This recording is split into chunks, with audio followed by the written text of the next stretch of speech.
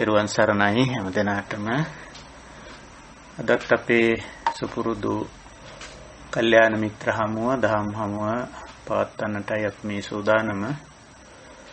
අද විවාහාර වර්ෂයෙන් 2020 වර්ෂයේ නොවැම්බර් මාසේ 13 වෙනි සිකුරාදා ශ්‍රී ලංකා වේලාවෙන් උදෑසන 5:30ට අන්තර්ජාලය ඔස්සේ ස්කයිප් මාධ්‍යයෙන් අපි මේ දහම් හමුවට එකතු වෙන්නේ.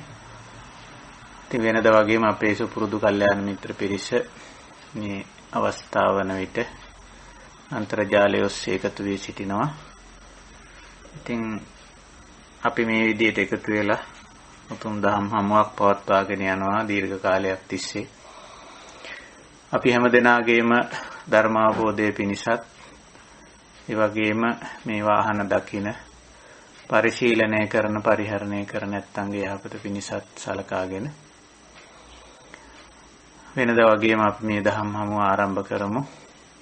මේ උතුම් ධර්මය අවබෝධ කරගෙන අප කෙරෙහි ලෝක සත්‍යය කෙරෙහි අප්‍රමාණ කරුණාවෙන් දේශනා කොට වදාළ තථාගත බුදු පියාණන් වහන්සේ ගෞරවයෙන් සිහි කරගෙන නමස්කාර පාඨය 3 වාරයක් කියලා සම්බුද්ධ වන්දනාවෙන් අපේ දහම් හමුව අපි ආරම්භ කරමු. නමෝ තස්ස භගවතු අරහතෝ සම්මා සම්බුද්දස්ස. නමෝ තස්ස භගවතු අරහතෝ සම්මා සම්බුද්දස්ස. නමෝ තස්ස භගවතු අරහතෝ සම්මා සම්බුද්දස්ස. සාදු සාදු සාදු. තෙරුවන් සරණයි. අවසරයි පූජනීය ස්වාමීන් වහන්සේලා මෙහෙණින් වහන්සේලා ඇතුළු කල්යාණ මිත්‍ර හැම දෙනාගෙන්ම අපේ නිවන් මඟ එලිපෙහෙලි කර ගැනීමක් හැටියට ඒ වගේම අපි සාක්ෂාත් කරගෙන තියෙන යම් ප්‍රමාණයකට ජීවිතයේ තුලට ඇතුළත් කරගෙන තියෙන මේ ධම්ම මඟ තවදුරටත් මේ ධර්ම මාර්ගය එලිපෙහෙලි කර ගැනීමක් වශයෙන් සාක්ෂාත් කරගෙන තියෙන දේ ආරක්ෂා කර ගැනීමක් වැඩි දියුණු කර ගැනීමක් වශයෙන් අපි මේ විදියට එකතු වෙලා අපේ ධර්මය පිළිබඳ අවබෝධය වැඩි කර ගැනීමක් මේ දහම් හමුව තුළින් සිද්ධ කරන්නේ. ඒක අපට උපකාරී වෙයි. තවත් පහසුවෙන් තවත් ඉක්මනින් අපේ පරමාර්ථයට ලං වෙන්න. ඒක මේ ජීවිතයේදීම අප විසින් සාක්ෂාත් කරගත යුතු තත්ත්වයක්. මේ පරමාර්ථය නිබ්බාන නිවීම සැනසීම. එතකොට මේ වෙන විට අපි මේ ධර්ම සාකච්ඡා මාලාවට දැනට අපි කරගෙන යන ධර්ම සාකච්ඡා මාලාවට තේමාවක් තියාගෙන තිබෙනවා අනිශ්චිත විහරණය කියලා. ඇත්තට මේ තුල පවතින්නේ අපි දැනටමත් යමක් වටහාගෙන අවබෝධ කරගෙන තේරුම් අරගෙන තිබෙනවා. ඒ වගේම අපි ජීවිතේට එකතු කරගෙන තියෙනවා යමක් පැහැදිලිවම. ඒ කියන්නේ තවත් විදිහකින් කිව්වොත් අපේ ජීවිතයේ සැලකිය යුතු වෙනසක් අපි සිද්ධ කරගෙන තිබෙනවා. ඒ වෙනස කියන්නේ මේ ආර්ය පැත්තට, ලෝකුත්තර පැත්තට, නිවීම සැනසීම පැත්තට වෙනසක් සිද්ධ කරගෙන තිබෙනවා. ලෞකික පැත්ත ගැන නෙවෙයි අපි මේ කතා කරන්නේ. ඒ වෙනස අපි නිවීම සැනසීම කියලා සරලව හඳුන්වනවා සිංහලෙන් නිබ්බාන. ඉතින් ඒක අපිට පවත්වා ගත යුතු දෙයක්. ඒක නිකම්ම ඔහෙ තියෙන දෙයක්, එහෙම එකක් නෙවෙයි. අපි ඒක පවත්වා ගත යුතුයි. ඒක මරණය දක්වා අපි පවත්වා ගත යුතුයි. මේ සාක්ෂාත් කරගෙන තියෙන නිවීම සැනසීම. එතකොට අපිට ඒ සාක්ෂාත් කරගත්ත දේ තුල ඉන්න, ඒක තවදුරටත් පවත්වාගෙන යන්න උපකාරක ධර්ම තියෙනවා. මේ නිවීම සැනසීම තුල ජීවත් වීම කියන එක තමයි අපි අනිශ්චිත විහරණය කියන නමින් අපි හඳුන්වන්නේ. නොඇලී නොගැටී නොමුලාව වාසය කිරීම. ඉතින් මුලා බව දැන් කියන්නේ අවිද්‍යාව දුරු වෙලා මේ මෝහය බොහෝ සෙයින්ම ඉවත් වෙලා තියෙන්නේ. නමුත් මේ ලෞකික ලෝකේ ජීවත් වෙනකොට යම් ප්‍රමාණයකට ඇලීමට ගැටීමට හේතු මැද්දේ අපි ජීවත් වෙන්නේ. ඇලෙනවා ගැටෙනවා කියන එක නෙවෙයි එතනින් අදහස් කරන්නේ. ඇලීමට ගැටීමට අවශ්‍ය හේතු තියෙනවා. වටපිටාවක් තියෙනවා, පරිසරයක් තියෙනවා. ඒ වගේම අපිත් ජීවත් වෙනකම් එවැනි හේතු සාධක එක්ක යම් ප්‍රමාණයකට කටයුතු කරන්න. මේක තවත් පැහැදිලිව කිව්වොත් අපි ජීවත් වෙනකම් ඇහැ කන නාසය දිවකය මන කියන මේ ඉන්ද්‍රිය 6 නැත්නම් සලායතන ක්‍රියාත්මක වෙනවා. ඒකට ඒ ක්‍රියාත්මක වීම තුලම තියෙනවා ඇලීමට ගැටීමට මුලා වීමට හේතු තියෙනවා. මේ ආයතන 6 ක්‍රියාත්මක වීම හේතු හැටියට අපි සලකනවා. එවැනි හේතු තියෙනවා. ඒ වගේම අපි ජීවත් වෙන තාක් සෙසු මිනිස්යෝ ආශ්‍රය කරනවා.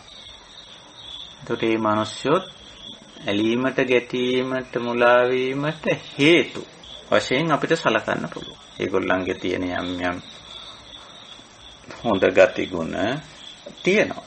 යහපත් ගති ගුණ, හොඳ ගති ගුණ, ආදරණීය, කාරුණික, මිත්‍රශීලී ආදී හොඳ ගති ගුණ තියෙනවා. ඒ හොඳ ගති ගුණ කියන්නේ සාමාන්‍ය ලෞකික දෘෂ්ටියෙන් බැලුවොත් ඒවා ධනාත්මකයි කියලා කියන්න පුළුවන්. ධනාත්මකයි තමයි. මොකද අපි ආධ්‍යාත්මිකව බැලුවොත් ටිකක් ලෝකුත්තර මාර්ගයේ පැත්තෙන් ගත්තොත් කෙනෙක්ගේ හොඳ ගතිගුණ පුද්ගලයා කෙරෙහි ඇලීමටත් හේතුවක්. අපි සාමාන්‍යයෙන් කියනවා මම එයාට කැමතියි. ඇයි කැමති කියලා අහුවොත් එයා ඉතින් මෙහෙම හරි හොඳ කෙනෙක්. මේ වගේ ගතිගුණ තියෙන කෙනෙක් ආදී වශයෙන් කියලා ඒ හොඳ කියන එක ගැඹුරින් බලපුවාම ඇලීමට හේතුවක්. ඒ වගේම සමහර අඩුපාඩුකම් චරිතවල තියෙනවා, දුර්වලකම්. ඉතින් ඒවා ගැටීමට හේතු. යම් දේවල් තියෙනවා, තව මුලා වීමට හේතු වෙන දේවල් තියෙනවා පුද්ගලයන් සම්බන්ධයෙන් ගත්තොත්. අපිට පුද්ගල ආශ්‍රයෙන් තොරව ජීවිතේ පවත්වා ගන්න බෑ. පුද්ගල ආශ්‍රයක් අනිවාර්යයෙන්ම තියෙනවා. කාට වුණත් තියෙනවා. රහත් භාවයටපත් වුණත් පුද්ගලාශ්‍රයෙන් තොරව ජීවිතය ගෙනියන්න බෑ.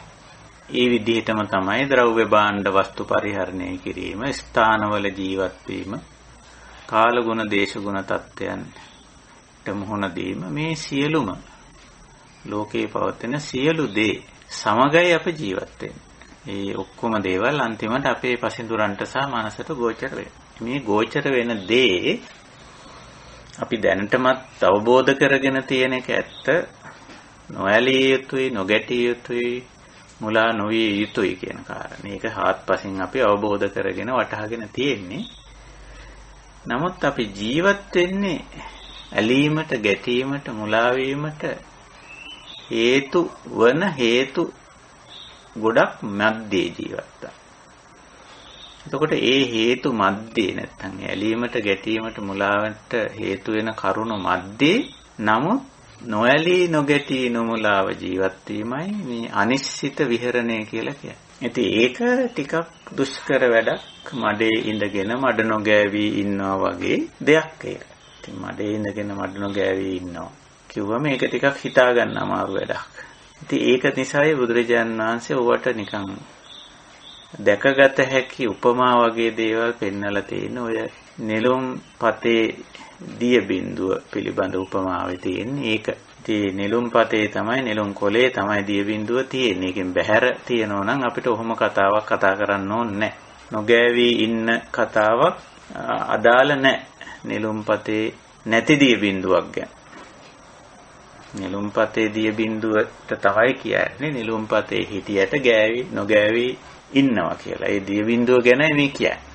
එතකොට අර නෙළුම් පත වගේ තමයි මේ ඇලෙන්න, ගැටෙන්න, මුලා වෙන්න හේතු වන මේ ජීවන වටපිටාව. ඒකෙන් බැහැර වෙන්න බෑ අපිට.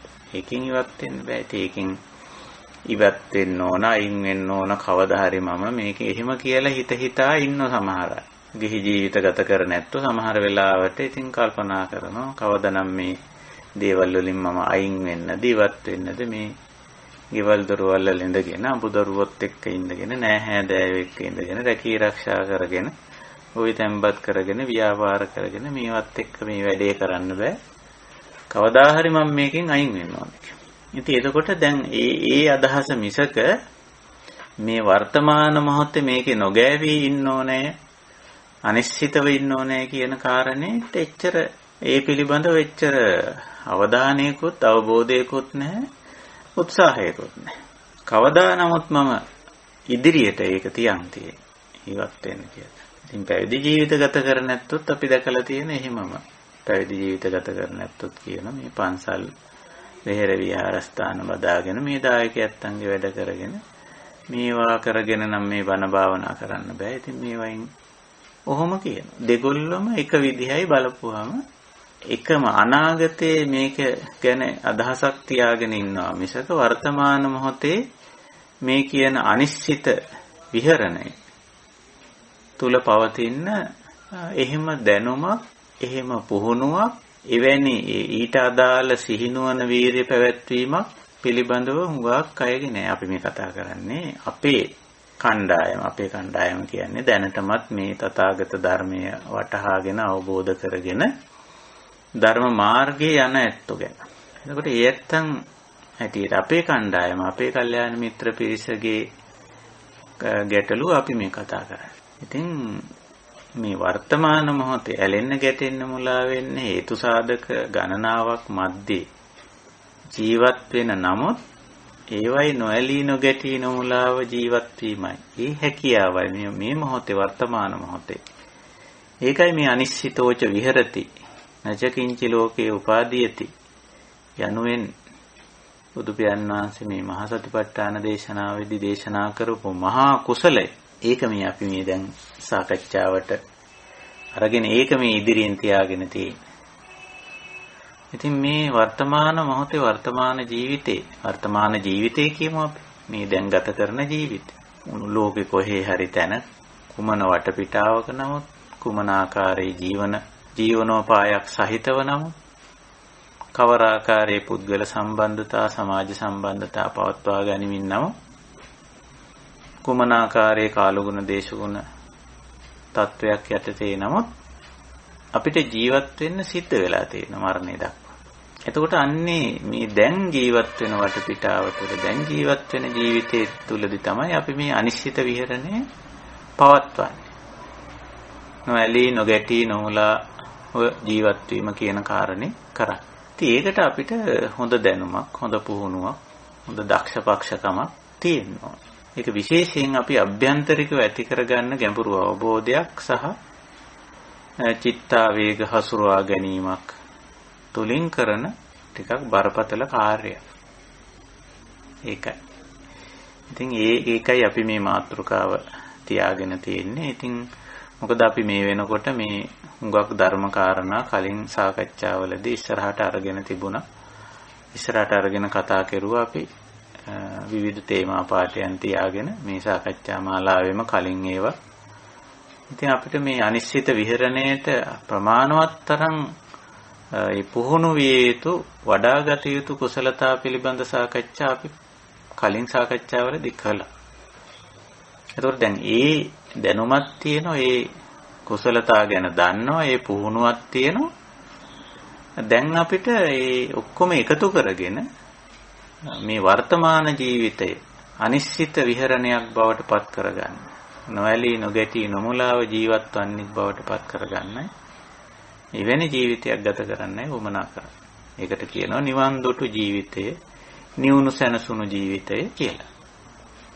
ඒක තමා තුළින් තමා දකිය යුතුයි. ඒකයි අවශ්‍ය කරන්නේ. ඉතින් ඒකට තවත් සහාය සාධක ටිකක්, සහාය වෙන කරුණු ටිකක් තමයි අපි මේ සාකච්ඡා කරන්නේ. බුද්ධ දේශනා වලින් තැන් වලින් වගේ අරගෙන උපකාරක මේ දේශනා ටිකක් මේ කිට්ටු කරගෙන යන්නේ. ඉතින් අපේ කල්යාණ මිත්‍රයන්ට උනත් අවස්ථාව තියෙනවා. ඉදිරියේදීත් මේ අනිශ්චිත විහරණය පිළිබඳ සාකච්ඡා මාලාව අපි කරගෙන යන්න බලාපොරොත්තු වෙනවා. ඉතින් යෝජනා කරන්න අපිට මේ අනිශ්චිත විහරණය සඳහා මෙන්න මේ කාරණේ වැදගත්.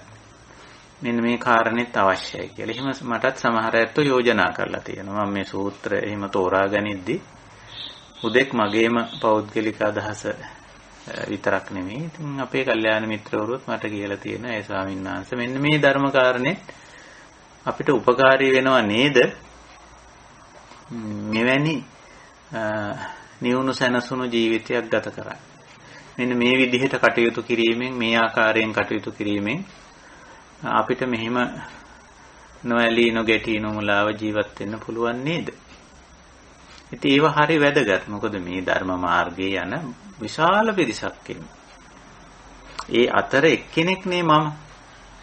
මේ ධම්ම මණ්ඩපේ ඉන්න අපි හැමෝම හිතමු මේ ආර්ය ප්‍රතිපදාවේ යන විශාල පිරිසක් ඉන්නෝ ලෝකේ. සමහරු ප්‍රකටයි සමහරු අප්‍රකටයි. ඒ කොහොම වෙතත් විශාල පිරිසක් ඉන්නවා.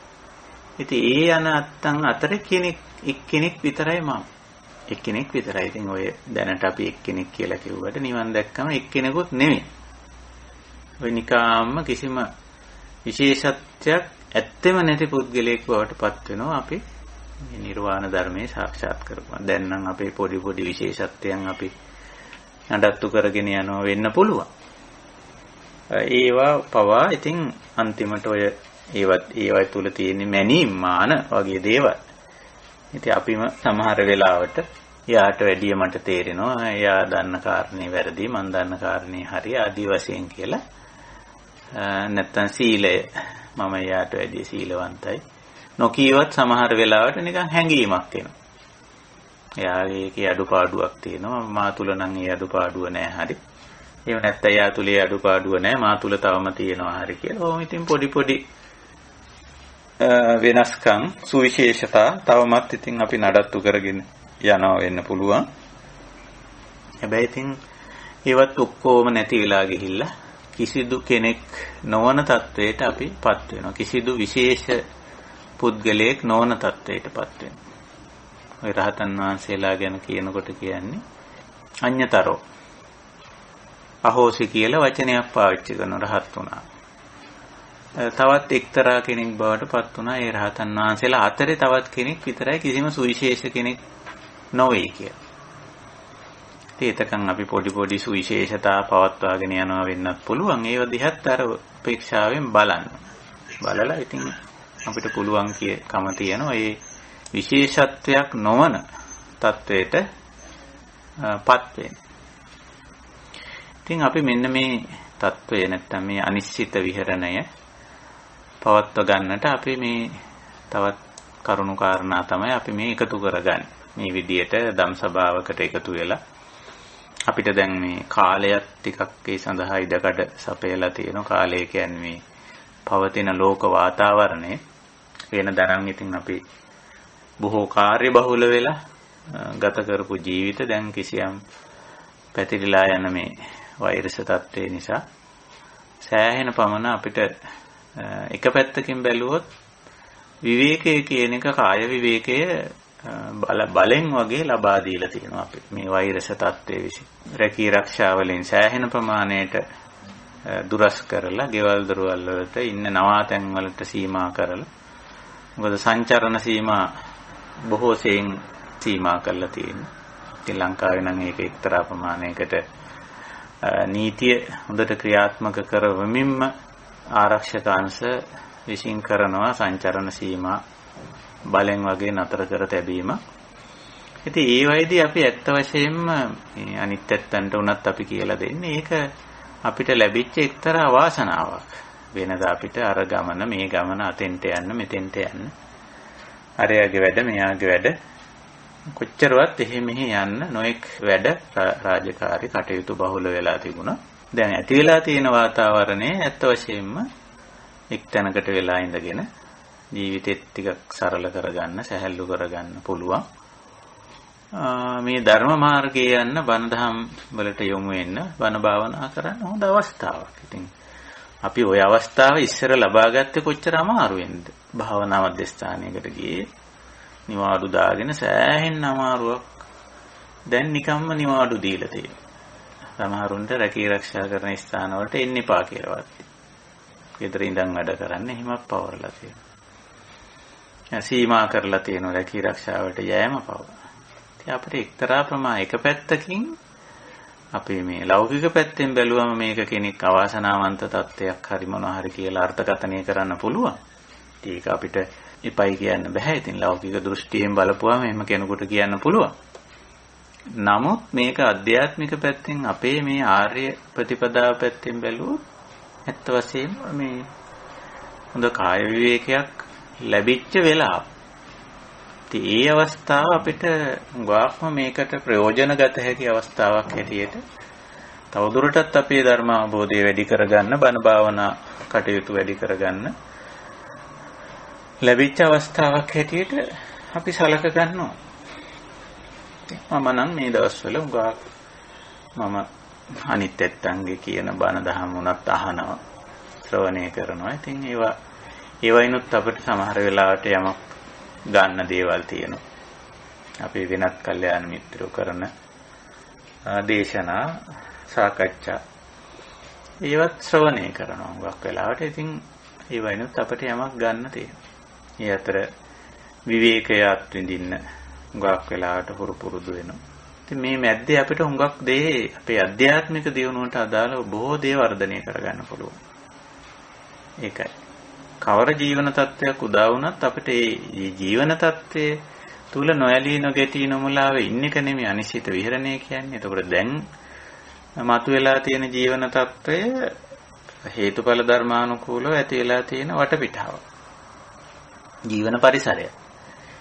ඉතින් අන්න ඒ වර්තමානයේ නොයලී නොගැටී නොමුලාවේ ඉන්න එක තමයි මේ අනිශ්චිත විහරණය කියලා කියන්නේ. අපි දන්නේ හෙට තත්ත්වය කොයි විදිහට වෙයිද කියලා. මේ තියෙන තත්ත්වයේ වඩා උග්‍ර වෙයිද? එහෙම නැත්නම් ලිහිල් වෙයිද? ඒක කියන්න බෑ. ඒක ඉතින් හේතුඵල ධම. අදාළ හේතු යෙදුනොත් උග්‍ර වෙන්න හේතු යෙදුනොත් උග්‍ර වෙයි. ලිහිල් වෙන්න හේතු යෙදුනොත් ලිහිල් වෙයි. ඒ අපි ලිහිල් වුණත් උග්‍ර වුණත් අනිශ්චිත විහරණය කියන එකේ වෙනසක් නැහැ. පවතින තත්ත්වයේ මනාකොට තේරුම් අරගෙන පවතින තත්ත්වයේ හැම මනාකොට සීනුවන පවත්වාගෙන වීරියෙන් යුතුව නොඇලී නොගැටී නොමුලාව ජීවත් වෙනවා. ඒකයි මේ අනිශ්චිත විහරණය. ඉතින් මම ওই කාරණේ මතක් කළේ අපේ ධර්ම සාකච්ඡාවේ තේමාව ගැන පොඩ්ඩක් සිහිපත් කළේ. අපි මේ තේමාව යටතේ නොඑක් විදිහේ බුද්ධ දේශනා අපි එකතු කරගෙන තියෙනවා. ඉතින් මේ වෙනකොට අපි ආර්ය වංශ ප්‍රතිපදාව ආර්ය වංශ සූත්‍රය මේ සඳහා අපි කිට්ටු කරගෙන තියෙනවා. අංගුත්තර නිකායේ චතුක්ක නිපාතේ උරුවේල වර්ගයේ ඇතුළත් මේ ආර්ය වංශ දේශනාව. අපි මේ පෙරේද මීට කලින් සාකච්ඡාවේදී අපි කතා කළා ආර්ය වංශ දේශනාව පිළිබඳව. ඉතින් චතුක්ක නිපාතයට ඇතුළත් වෙලා තියෙන්නේ මෙහි මූලික කාරණා 4ක් බුදු පියාණන් වහන්සේ මතු කරලා දෙන නිසා අපි එක කාරණයක් ටිකක් සවිස්තරව කතා කරන නිසා ඉතිරි කාරණා තේරුම් කරගන්න එක අමාරු නෑ, දුෂ්කර නැහැ. ඉතින් කාරණා 4 හැටියට ගත්තොත් තියෙන්නේ චීවර, පිණ්ඩපාත, සේනාසන කියන කාරණා 3ක්. හතරවෙනි කාරණේ හැටියට දක්වන්නේ භාවනාරාමෝ භාවනාරතෝ කියන කාරණා. එතකොට අපිට මේ නිවුණු සැනසුණු ජීවිතය ගත කරන්න අනිශ්චිත විහරණය සඳහා මේ කාරණා 4 කොච්චර දුරට උපකාරක ධර්ම වෙනවද කියන එක තමයි අපි මේ මතු කරගන්න උත්සාහ කරන්නේ. ඉතින් අපි ඊයේ පෙරේද සාකච්ඡාවේදී කලින් සාකච්ඡාවේදී මෙහි මුල් කාරණේ අපි කතා කළා. බුදුරජාන් වහන්සේ මේ ආර්ය වංශේ නැත්නම් ආර්යයන්ගේ ප්‍රතිපදාව තුල ඇතුළත් වෙලා තියෙන කාරණා 4ක්, විශේෂ කාරණා 4ක් මේ මතු කරන්නේ. කතමේ චත්තාරෝ මොනවාද 4 කියලා? දිබ්බික්කවේ බික්කු සන්තුට්ඨෝ හෝති ඊතරීතර චීවරේන කියලා. ඒ පළවෙනි කාරණේ අපි සාකච්ඡා කළා. අද අපි දෙවෙනි කාරණේට යමු. පුනච අපරං. අර එකක් කියලා තවත් එකක් කියනකොට බුදුරජාණන් වහන්සේ මේ ආර්ය ප්‍රතිපදාවට අදාළ යෝග්‍ය ගැළපෙන තවත් කාරණයක් තියෙනවා. අපරං කියන්නේ තවත් කාරණයක්. මම කියන්න. අර විදිහටම දේශනා කරනෝ සන්තුට්ඨෝ හෝති ඊතරීතර පිණ්ඩපාතේන. එතකොට පිණ්ඩපාත කියන වචනෙටත් අර අපි ඒකව චීවර කියන වචනෙට සාමාන්‍යයෙන් අර මූලික අර්ථය ටිකක් වෙනස් වෙලා ගිහිල්ලා තියෙනවා. චීවර කිව්වම හුඟක් අයට දැන් බෞද්ධ සමාජයේ ඇත්තන්ට කල්පනාවට ගැනෙන්නේ මේ පැවිදියත් වඳින ඇඳුමක් තියෙනවා. එක්තරා ආකාරයකට සකස් කරගත්ත සම්ප්‍රදායික ඇඳුමක් තියෙන. ඒකට තමයි හුඟක් අය චීවර කියන්නේ. නමුත් මේ අරියවංශ ප්‍රතිපදාවේ චීවර කියන්නේ ඒකට නෙමෙයි. පුද්ගලයෙක් අඳින ඇඳුමට. ඒ වගේමයි මෙතන පිණ්ඩපාත කිව්වම ඒකෙන් අදහස් කරන්නේ පිණ්ඩපාත කිව්වමත් දැනට අදහස් කරන්නේ පැවිදියත්ෝ ගෙයින් ගෙට ගිහිල්ලා ඉල්ලගන්න ආහාරය පිළිබඳ. ඉල්ලගන්න ආහාරයට තමයි දැන් පිණ්ඩපාත කියන වචනේ ව්‍යවහාර වෙන්නේ. එහෙම ව්‍යවහාරයකුත් තියෙනවා. ඒක නැතුව නෙමෙයි. නමුත් මෙතන මේ අපි සාකච්ඡාවට ගන්න මේ කාරණේ නැත්තම් මේ අරියවංශ ප්‍රතිපදාවේදී පිණ්ඩපාතෝ කියලා කියන්නේ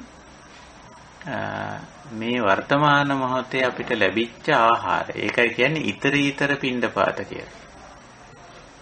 සන්තුට්ඨෝ හෝති සතුටු වෙනවා ඊතරීතර පිණ්ඩපාතේන. ඊතරීතර කියන වචනේ අපි කලින් සාකච්ඡාවේදී පැහැදිලි කරගත්තා. අපිට වර්තමානයේ ලැබිලා තියෙන ආහාර වර්තමාන. දැන් අද අපට මේ උදේට වළඳන්න, දවල්ට වළඳන්න. දැන් මේ උදේ වළඳනවා නම් උදේ වළඳන්න ලැබිලා තියෙන ආහාර.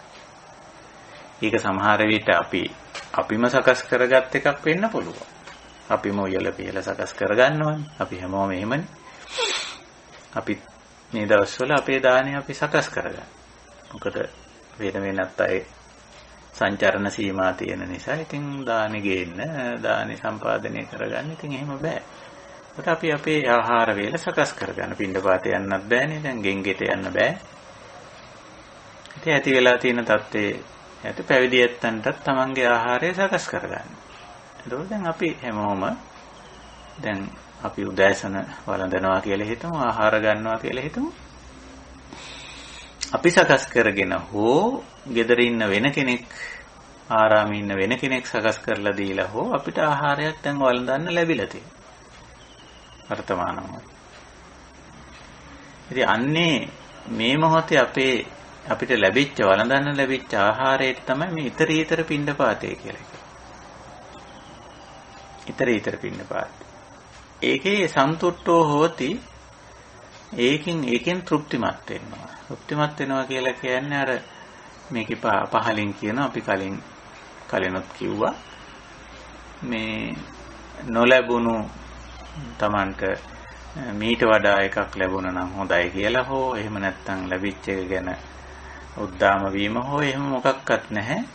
වර්තමාන මොහොතේ හේතුඵල ධර්මානුකූලව මට අද උදේට වළඳන්න තියෙන්නේ, උදේට කන්න තියෙන්නේ, දැන් මට කෑමට තියෙන්නේ මෙන්න මේ දේ. ඉතින් මීට වැඩිය වෙනස් ආහාර පාන ගන්න අය ලෝකේ ඕන තරම් ඇති මේ මොහොතේ. ඒක අපිට ප්‍රශ්නයක් නෙවෙයි. ඒක ප්‍රශ්නයක් කරගත්තොත් මේ අනිශ්චිත විහරණයෙන් අපි පිටපයින්. අපේ සාකච්ඡාව මේ අනිශ්චිත විහරණයනේ. එතකොට එහෙම වුණ ගමන් අපි නිශ්චිත වෙනවා. ආහාරය පිළිබඳව කිසියම් ආකාරයක ඇලීමක් ගැටීමක් මුලාවකට යන්න ඉඩ තියෙනවා. වර්තමාන මොහොතේ ලැබිච්ච ආහාරය පිළිබඳව ඇලීමකට ගියොත් අනේ මං කොච්චර වාසනාවන්තද මේ ජරමර මැද්දේ, කරදර මැද්දේ, ලෙඩ දුක් මැද්දේ උනත් මට හොඳ ආහාර වේලක් ලැබිලා තියෙනවා කියලා අන්න නිශ්චිත වුණා. ඒ නිශ්චිත වෙන්න දෙයක් නැහැ. ඒක හේතුඵල ධර්මානුකූලව Tamanට ආහාර වේලක් ලැබිලා තියෙනවා. අනිත් පැත්තෙන් මේ ඒක ගැන අකමැත්තක් ඇති කරොත් අයියෝ මේ වගේ මේක කන්න පුළුවන්ද මේ විදිහේ ආහාරයක් මිනිස්සුයෙකුට කත හැකිද ආදී වශයෙන් ඒත් නිශ්චිත වුණා. අර ආහාරයට එක්තරා ප්‍රමාණයකට ගැටීම් සහගතව හේතු වීමක් ගැටුම් සහගත බැඳීමක් ඇති කරගන්න. කලින් කිව්වේ ඇලීම් සහගත බැඳීමක්. එහෙම නැත්නම් මුලා වෙන්නත් පුළුවන්. තමන් මේ හේතුඵල ධර්මානුකූලව ලැබිච්ච දෙයක් මේක. එහෙම නැත්නම් මේ වැරදි දෘෂ්ටියක් ඇති කරගන්න පුළුවන්. මම මේ පින් කරපු කෙනා මට ඉතින් කොහේ හිටියත් කෑම ලැබෙනවා. ආදී වශයෙන් කියලා. අර ඒ වගේ මෝහ සහගත දෘෂ්ටිමය වැරදි වලට මෝහණයන්ටත් වැටෙන්න පුළුවන්. මුලා වීම වලට. එහෙම එකක් නෑ. මේ වර්තමාන මොහොතේ අදාළ හේතුඵල ධර්මානුකූලවනේ මේ දේ ඉදිලා තියෙන. අපි හිතමු ලැබිච්ච ආහාරය ප්‍රණීත විදියට සකස් වෙලා තියෙනවා කියලා. වෙන කෙනෙක් හැදුවා කියලා හිතමු. ගෙදර ඉන්න වෙන කෙනෙක් අපේ ආහාරය සකස් කරලා දුන්නා කියලා. ඉතින් මේක මේ මගේ පරණ පිනට හම්බ වුණා නෙමෙයි. මේ මිනිස්සයා ආහාර සකස් කර මිනිස්සයා කරුණාවන්තයි.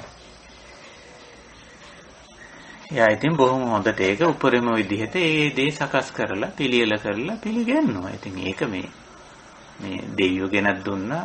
ඒ මගේ පරණ පිනට හම්බ වුණා. ඒව නෙමෙයි. ඒව තමයි අර අවිද්‍යාත්මක මෝඩ කතා. මේ මොහොතේ කෙනෙක් ඒ ආහාර වේල සම්පාදනය කළා. ඒ සකස් කර මිනිස්සයා බොහොම කරුණාවෙන් දක්ෂ විදියට ඒ දේ කළා. ඒ කළ නිසා නේතන අපිට හොඳ ආහාර වේලක් ලැබුණේ. මේ මිනිස්සයාගේ ඒ දායකත්වයේ නැත්තම් එහෙම එකක් ලැබෙන්නේ නැහැ. ඉතින් සමහරු මේ පේන පැහැදිලි හේතුඵලයේ පැත්තකට දාලා අර වගේ නිකන් අවිද්‍යාත්මක මෝඩ අදහස් වලට යනවා. ඉතින් එහෙම නෑ. අපි දකිනවා මේ වර්තමාන මොහොතේ මෙවැනි දෙයක් නුනේ. අපි හිතමු ඕකේ අනිත් පැත්ත. අපිට මේ මොහොතේ ආහාරයට ගන්න තියෙන ආහාරය නීරසයි. එහෙම නැත්නම් ඒක හරියට සකස් වෙලා නැහැ කියලා අපි හිතමු. ඉතින් ඒකත් මේ නොපෙනෙන බලවේගයක ප්‍රශ්නයක් නෙවෙයිනේ. මේ වර්තමාන මොහොතේ ආහාරය සකස් කර කෙනාගේ තියෙන අදක්ෂකම හෝ නොසලකිලිමත් භාවය හෝ අතපසු වීම හෝ මොන හරි වෙන්න පුළුවන් නේ. එතන හේතුවනේ තියෙන්නේ. හේතුඵල ධර්මානුකූලවනේ අපි ඒක දකින්නේ. අන්න එහෙම ඒ ඥානය අපිට දැනටමත් තියෙනවා. හේතුඵල ධර්මතාවය අපි අවබෝධ කරගෙන තියෙනවනේ දැනටම. මේ දැනුම දැන් භාවිතයට ගන්න වෙලාවනේ මේ අනිශ්චිත විහරණය කියලා කියන්නේ. මේ දැනුම භාවිතයට ගන්න වෙලාව. ඉතින් ඒකයි මේ ඊතරීතර පින්ඩපාතේන සන්තුට්ඨෝ හෝති ඔය ආර්ය වංශයේ දෙවෙනි කාරණේ. මොකද හේතුව මේවා මේ හැමදාම කරන වැඩ. මේවා මේ එක දවසක් කරලා නතර කරන වැඩ නෙවෙයි. කලින් කියපු මේ ඇඳීම. දැන් මේ අපි අද කතා කරන මේ ආහාර පාන ගැනීම හැමදාම කරන වැඩක්. ඒතර හැමදාම මේ වැඩේදී අනිශ්චිත වෙන්න ඕන. ඒකයි මේ කියන්නේ. ඉතින් ඊතර පින්ඩපාතේන සන්තුට්ඨෝ හෝති. අර කලින් කාරණේදී වගේ ඒ පිළිබඳ තෘප්තිමත්. ඒ ආහාරයේ தත්ත්වයේ කෙසේ වෙතත් මේ සන්තුට්ඨෝ කියන එක තියෙන්නේ අපේ හිතේ.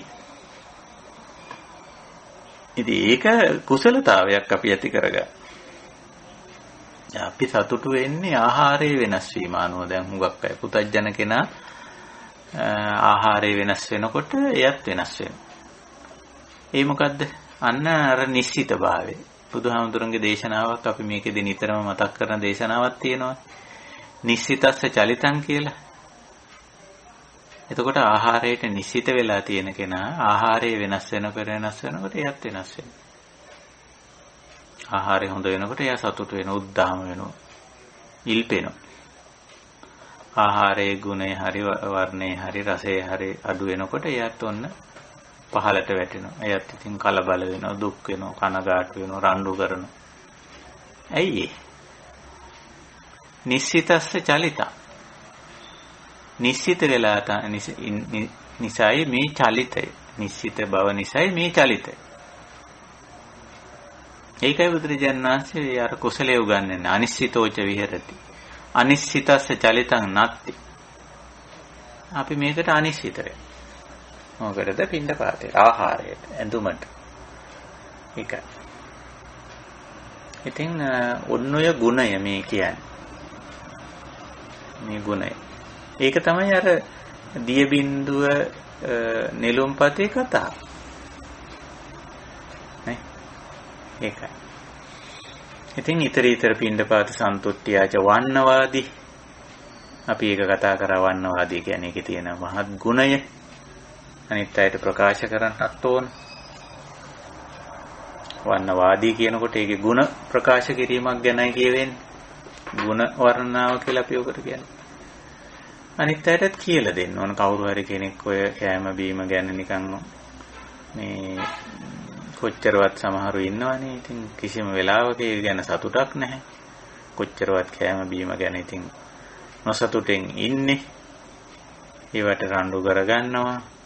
නොඑක් දේවල් කියනවා. සමහරට ආහාරයක් සකස් කරලා දුන්නා මේකට නොඑක් දේවල් කියනවා. සකස් කර එක්කෙනාගේ හිත රිදෙන විදිහට හරි මොනවා හරි එහෙම අය ඉන්නවනේ. ඉතින් අපි අයට බොහොම කරුණාවෙන් කියලා දෙන්න ඕන මේ අපේ ආර්ය ප්‍රතිපදාවෙන් බුදුහාමුදුරු දේශනා කරපු මේ නිවන් මාගේ තියෙනවා කෑම බීමේදී මෙන්න මේ වගේ මහා උතුම් ගුණයක්. මොකද්ද? ඊතර පින්ඩපාතේන සන්තුට්ඨෝ කියන ගුණය තියෙන. සන්තුට්ඨස්සායන් ධම්මෝ නායන් ධම්මෝ අසන්තුට්ඨස්ස කියලා. අර කලින්ම අපි කතා කර අර මහා පෞරුෂ ලක්ෂණයක්නේ. අන්නේ පෞරුෂ ලක්ෂණය තමයි මේ නැවතත් කියන්නේ. ඒ සතුටු තෘප්තිමත් ඒකෙන්. මේ මෙතන සන්තුට්ඨෝ කියන්නේ උඩ පයින්නවා දඟලනවා නටනවා කියන එක නෙවෙයි. අර ලැබිච්ච දේෙන් තෘප්තිමත්. කොහොමද ඒක තෘප්තිමත් වෙන්නේ? අර හේතුඵල ධර්මානුකූලව මේක වටහාගෙන තියෙනවා. තේරුම් අරන් තියෙනවා. අවබෝධ කරගෙන තියෙනවා. මේ මොහොතේ මේක තමයි හේතුඵල ධර්මානුකූලව ලැබිලා තියෙන්නේ. ඉතින් අර ඒ උතුම් ගුණය අනිත් එක්කෙනාටත් අපි කියලා දෙනවා. ඒකයි කියන්නේ වන්නවාදී කියලා. ඒ ගුණය ඒ ඊතරීතර පින්ඩපාතයෙන් සතුටු වෙන ගුණය තමන් පවත්ව ගන්නවා වගේ මේක අනිත් එක්කෙනාටත් කියලා දෙන්න. ඒකයි ස්වභාවය. ඉතින් අපි තව කෙනෙකුට මේවා සකස් කරද්දී අපේ පැත්තෙන් නම් අපි උතන භූමිකා දෙකක් ඉන්නවා. අපි ආහාර ගත්තොත් ආහාර වළඳන්නේ එක වෙලාවක අනිත් පැත්තෙන් ආහාර සකස් කරන්නේ. ඒ දෙකේදීම ආර්ය ගුණය තියෙන්න ඕන අපේ. අපි ආහාර සකස් කරන්නෙක් නම් යම් මොහොතක එහෙම වෙනවනේ. අපි හැමෝම කිව්වනේ දැන් මේ දවස්වල අපි ආහාර සකස් කරනවා කියලා හැමෝම. එතෙන්දී ආර්ය ගුණය මොකක්ද? ඉතින් පුළුවන් උපරිම ගුණාත්මක භාවයේ ඇතුව ඒ ආහාරය සකස් කිරීම.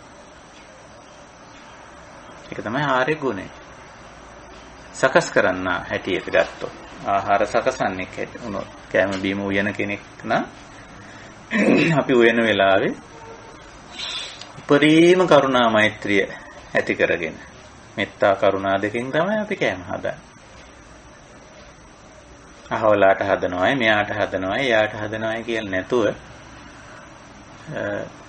කවුරු වුණත් මම මේ ගන්න ආහාරය කවුරු ගත්තත් කමක් නැහැ. මේක මට පුළුවන් උපරිම ගුණය සහිතව උපරිම රසයත් ඉතින් සාමාන්‍ය අයට වැදගත්නේ. මේ රසවත් භාවයත් ගුණවත් භාවයත් දෙක උපරිම වශයෙන් තියලා විශේෂයෙන් ගුණය උපරිම තලයේ පවත්වලා අපි ආහාරය සකස් කරන. ඒක තමයි ආර්ය ගතිය. ආර්ය ලක්ෂණය. අනිත් පැත්තෙන් අපි ආහාර භුක්ති විඳින්නෙක් වෙනවනේ. පින්ඩපාතේ වළඳන්නෙක් වෙනවනේ. එතකොටත් අපි ආහාරයේ තියෙන ගුණාත්මක භාවයට ඇලෙන්නේ ගැටෙන්නේ මුලා වෙන්නේ නැතුව අර ප්‍රත්‍යවේක්ෂාවෙන් ආහාර වළඳන කෙනෙක් වෙන. එතකොටත් අපි වළඳන්නාගේ පැත්තෙන් පරිභෝජනය කරන්නාගේ පැත්තෙන් පරිහරණය කරන්නාගේ පැත්තෙන් ගත්තම අපි ආර්ය ප්‍රතිපදාව තුළ පිහිටලා ඉන්නේ. ඉතින් මේවා තමයි මේ සාමාන්‍ය ජීවිතයේදී නිවන් දැකපු බවක් පේන්න ඕන කෑම බීම හදනකොට. නිවන් දැකපු බවක් පේන්න ඕන කන බොනකොට. අපි හිතාගෙන ඉන්නේ මේ නිවන් දැක්ක කිව්වම මේ අමුතුම විදිහේ රැස් විහිදෙන අමුතුම විදිහේ ජාතිය සත්වය බවට පත් වෙනවා කියලා නේ හිතාගෙන ඉන්නේ. නෑ මෙතන ආර්යවංශ ප්‍රතිපදාවේදී හරිය වැදගත් ඇඳුම් පැළඳුම් අඳිනකොට ඇඳුම් පැළඳුම් පරිහරණය කරනකොට ඒව ලබා ගන්නකොට පරිහරණය කරනකොට නිවන් දැක්ක බව ඒකේ පේනවා. නිවුණු සැනසුණු බව පේන්න ඕන ඇඳුම. ඉතින් එතකොට කෙනෙක් කියන්න පුළුවන් මේ ඇඳුමේ නෙවෙයි නිවන් තියෙන්නේ. ඔහොමත් කියනවනේ. ඒක තියෙන්නේ අපේ හිතේ. එතකොට දැන් ආර්යවංශ ප්‍රතිපදාවේදී මොකද්ද කියන්නේ? නෑ. ඇඳුමේ පැළඳුමෙනුත් අපේ පේනවා නිවුණු සැනසුණු බව. පුද්ගලයෙක් කොච්චරද කියලා. කෑම බීමේදී කන බොන කොටත් කෑම බීම හදන කොටත් කෑම බීම කන කොටත් පේනවා පුද්ගලයාගේ නිවුණු සැනසුණු බව. ඒක තුල තියෙන්න ඕන. පෙන්වන්න නෙවෙයි අනුන්ට පෙන්වන්න ප්‍රදර්ශනය කරන්න වැඩක් නෙවෙයි මේ අපි කතා කරන්නේ. අපිට පේන්න ඕන, Tamanට පේන්න ඕන. අනුන්ට පෙන්වන කතාවක් ගැන නෙවෙයි මම මේ කියන්නේ. Tamanට පේන්න ඕන, මට පේන්න ඕන මම ඇඳුම් පැළඳුම් තෝරනකොට ඇඳුම් පැළඳුම් අඳිනකොට චීවර ප්‍රතිපදාවේදී චීවර ප්‍රතිපදාව තුල තමන් නිවිල සැනසීලා ඉන්නවා කියලා තමන්ට පේන්න ඕන. තමන්ට ප්‍රත්‍යක්ෂ වෙන්න. කෑම බීම හදනකොට කෑම බීම වළඳනකොට ආහාර පාන වළඳනකොට තමන්ට ප්‍රත්‍යක්ෂ වෙන්න ඕන. මේ මොහොතේ තමන් හරි සැහැල්ලුවෙන් සතුටෙන් මේ කටයුත්තේ යෙදිලා ඉන්නවා. ඒ කන බොන කොටත් උයන පිහින කොටත් නිවිල සැනසීලා ඉන්නේ. සමහරු උයන්නේ පිහන්නේ හරීම මේ අකමැත්තෙන් අමනාපයෙන් තරහින් එහෙමයි ඉන්නවා අපි දැකලා තියෙනවා. ඉතින් අපි ඒයට පුරුදු කරනවා. දැන් මම මේ දවස්වල උයනවා. ඉතින් මම අනිත් ස්වාමීන් වහන්සේලාට මාත් එක්ක එකට දාවලඳන තව ආචාර්ය මණ්ඩලයේ හාමුදුරුවෝ 4-5 දෙනෙක් ඉන්න ගිහි කෙනෙක් ඉන්නවා. ඉතින් ඔය හැමෝටම මම කියලා දෙනවා මේක මෙහෙම හදන්න, මේ විදිහට හදන්න. මෙහෙම හැදුවොත් තමයි මේකේ ගුණය රැකෙන්නේ. ගුණය තමයි අපිට ආහාරයේ වැදගත්කම තියෙන්නේ. ඔය වර්ණ ගන්ධ රස ගුණ කියලා 4ක්, වර්ණ ගන්ධ රස ඕජා කියලා 4ක් ආහාරයේ තියෙනවා. එයින් වැදගත්ම කොටස ආහාරය. මේ ආහාරයේ වැදගත්ම කොටස වෙන්නේ ඕජෝ නැත්නම් පෝෂණ ගුණය. අපි ඒක රැකලා හදමු. ඒක රැකලා හදන්නේ මෙහෙමයි. එහෙම නැත්නම් පෝෂණ ගුණය වැඩි කරන්නේ මෙහෙමයි. ඉතින් අපි උයනකොට එහෙම අපි උයමු. කෑම හදමු. කියලා ඒක කියලා දෙමු. ඊට පස්සේ වළඳන වෙලාවටත් කියනවා අඩුපාඩුවක් කවුරු හරි කිව්වොත් ඒක එච්චර හිතන්න එපා. අපිට මෙහෙම හරි ආහාරයක් ලැබිච්ච එක ගැන අපි කොච්චර සතුටු වෙන්න ඕනද? අපි මේක සතුටෙන් වළඳමු. ඉතින් ඒක අපි අපේ ජීවිතේ තියෙන්නත් ඕන. ඒක වන්නවාදී කියලා කියන්නේ අනිත් එක්කෙනාට ඩිංගක් ඒක අල්ල දෙන්න ඕන, පුරලා දෙන්න ඕන. ඒ ගෙත්තම, ඒ මහා ආර්ය ගෙත්තම ගොතන්න පොඩ්ඩක් පුරුදු කරලා දෙන්න ඕන. මේක ජීවිතේ නිකන් ආර්ය ප්‍රතිපදාව අල්ල දෙන එක. අපිට ඒක පුළුවන්, බැරි නෑ. ඉතින් එහෙම අල්ලලා දුන්නාම අනිත් ඇත්තොත් ඒක අල්ල ගන්නවා. මම නම් දැකලා තියෙනවා මගේ ජීවිතේ මොකක් දෙනකොට මම ඒක මහා බරපතල දේවල් නෙමෙයි. වියනකොට සන්තෝෂයෙන් උයන්න පුරුදු කරනවා. ඒකේ පෝෂණ ගුණය රැකලා උයන්න පුරුදු කරනවා. වළඳනකොට අඩුපාඩුවක් තිබ්බත් ආයෙත් ඒක හදාගන්න චුට්ටක්. ලුණු මදි නම් පොඩ්ඩක් දාගන්න. බුල් මදි නම් එහෙනම් පොඩ්ඩක් දාගන්න. ඕක ගැන හිත නරක කරගන්න ඕනේ නැහැ. ඉතින් වෙන කෙනා ලුණු බලලානේ උයන්නේ සමහර වෙලාවට ඇඹුල් බලලානේ උයන්නේ. ඒක ගැන ඒ විදිහට ඉතින් හොරු පුරුදු කරගන්න. ඕක තමයි මේ අනිශ්චිත විහරණය. මේකත් එක්ක ගැටෙන්නේ නැහැ. මේක ඇලෙන්නේ නැහැ, මුලා වෙන්නේ නැහැ. ඒකයි තියෙන්නේ. ඒකයි බුදුරජාණන් වහන්සේ ඊතර පිණ්ඩපාතේන සන්තුට්ඨෝ හෝති විතරක් නෙවෙයි. ඊතර පිණ්ඩපාත සන්තුට්ඨ්‍යාච වන්නවාදී.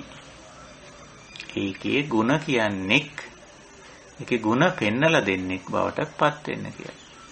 ඊළඟට අර විදිහටම මේකත් පැහැදිලි කරනවා නැච පිණ්ඩපාත හේතු අනේසනං අපපති රූපං ආපජ්ජති.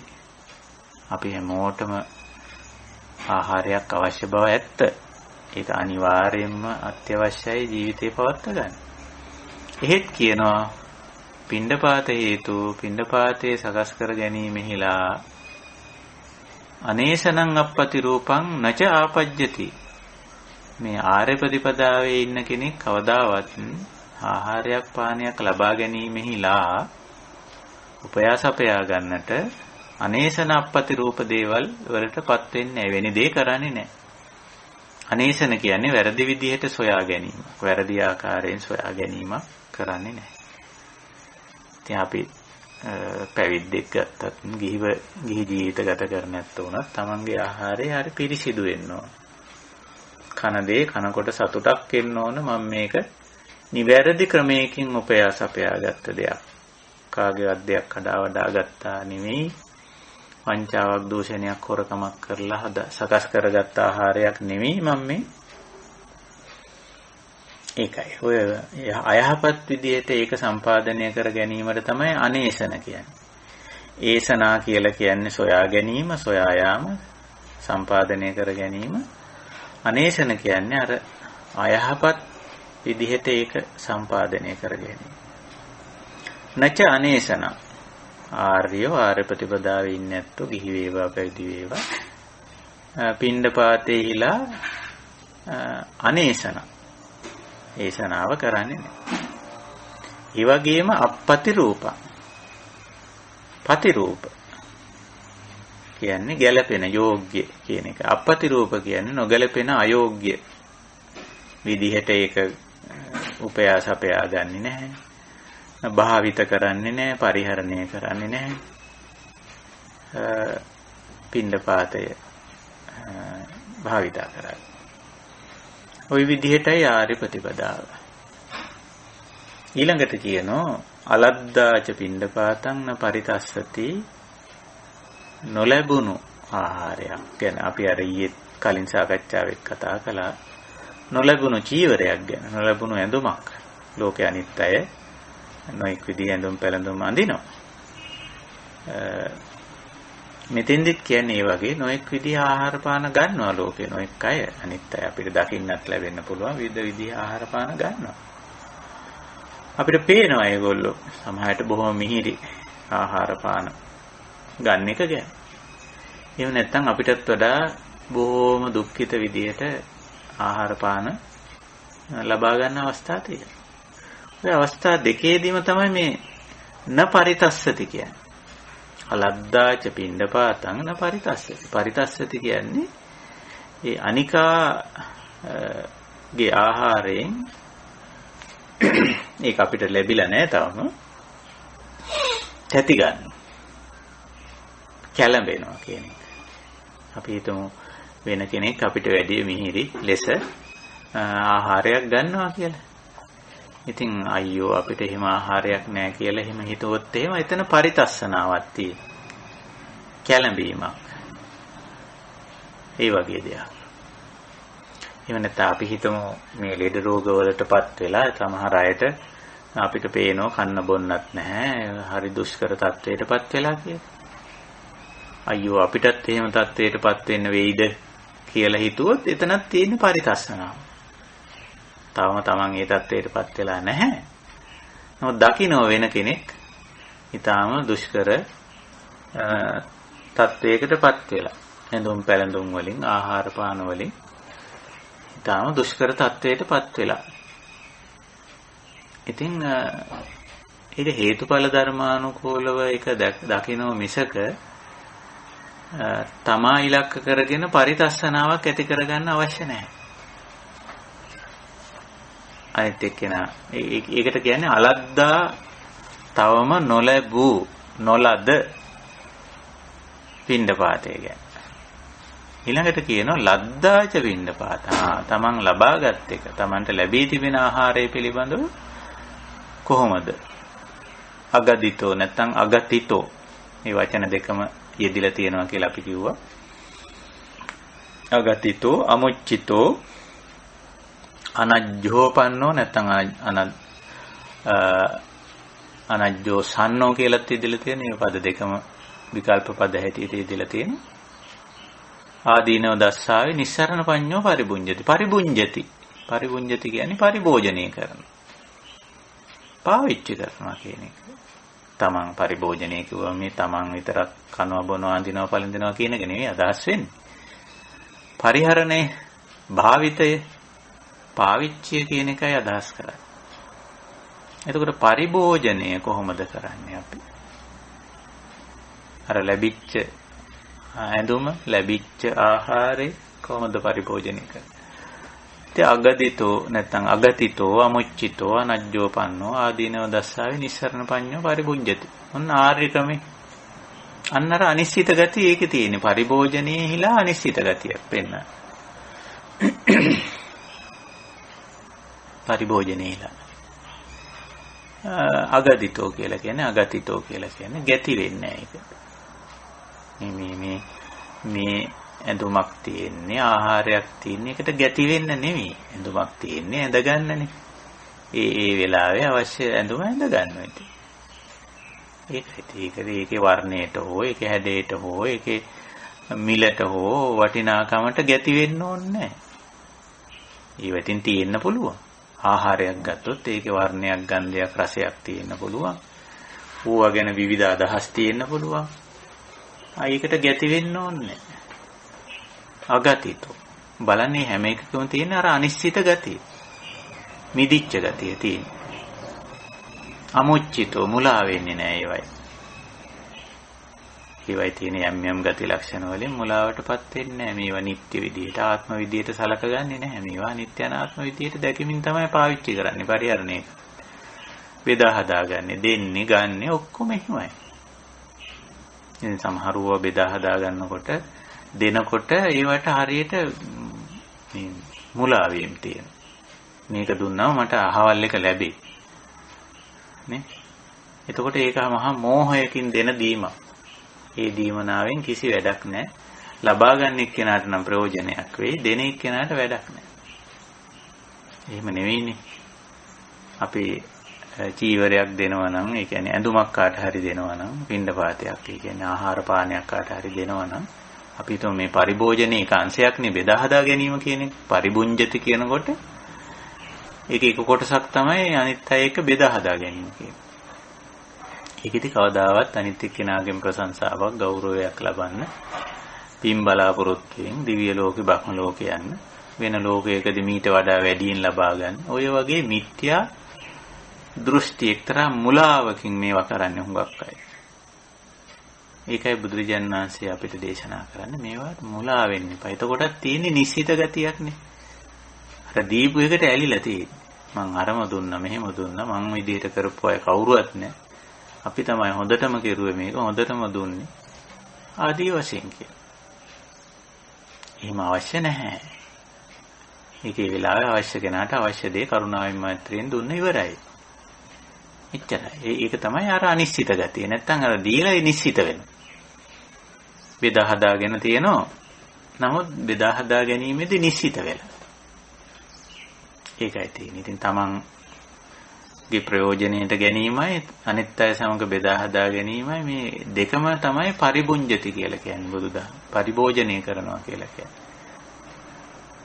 ඒකයි. ඒ කොහොම හරි පරිහරණයක් නෙවෙන්නේ. තමන් පරිහරණය කරනවා බෙදා හදාගත්තමත් අනිත් අය පරිහරණය කරනවා. එතන පරිහරණයේදී කොහොමයි ස්වરૂපය, කොහොමයි ස්වභාවය. පරිබුඤ්ජති. ඉතින් ওই විදිහට. ඉතින්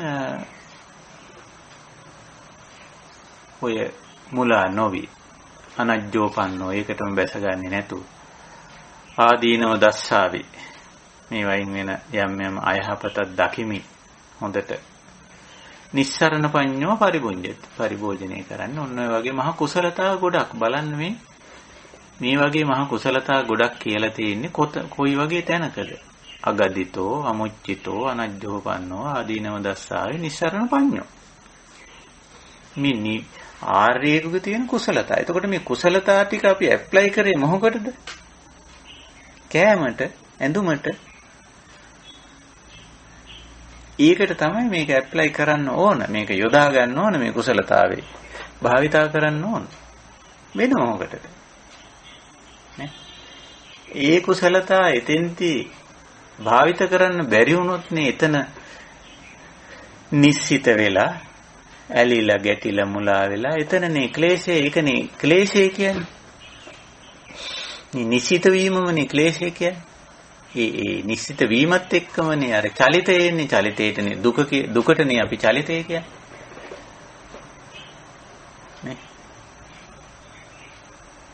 එතකොට අන්න අපිට මේ කාරණේ හොඳට වැටහෙන්න ඕන. අපි මේ වඩා ගන්න මහා කුසල් අගතිත අමුච්චිත අනජ්ජෝපන්න ආදීනව දස්සාවේ නිස්සරණ පඤ්ඤෝ මේ කියන මහා කුසල් යොදන්නේ ඇඳුමට, කෑමට, නිවාසයට, ඇඳුම් අඳිනකොට, ඇඳුම් පරිහරණය කරනකොට, කෑම බීම උපයනකොට, හදනකොට, බෙදා හදා ගන්නකොට, වළඳනකොට එතනින් තමයි මේ නිවීම, මේ සැනසීම, මේ මිදීම තියෙන්නේ. නැත්තම් ඉතින් ඕවට තමයි නිශ්චිත වෙලා, ඕවට තමයි ඇලිලා ගැටලා මුලා වෙලා.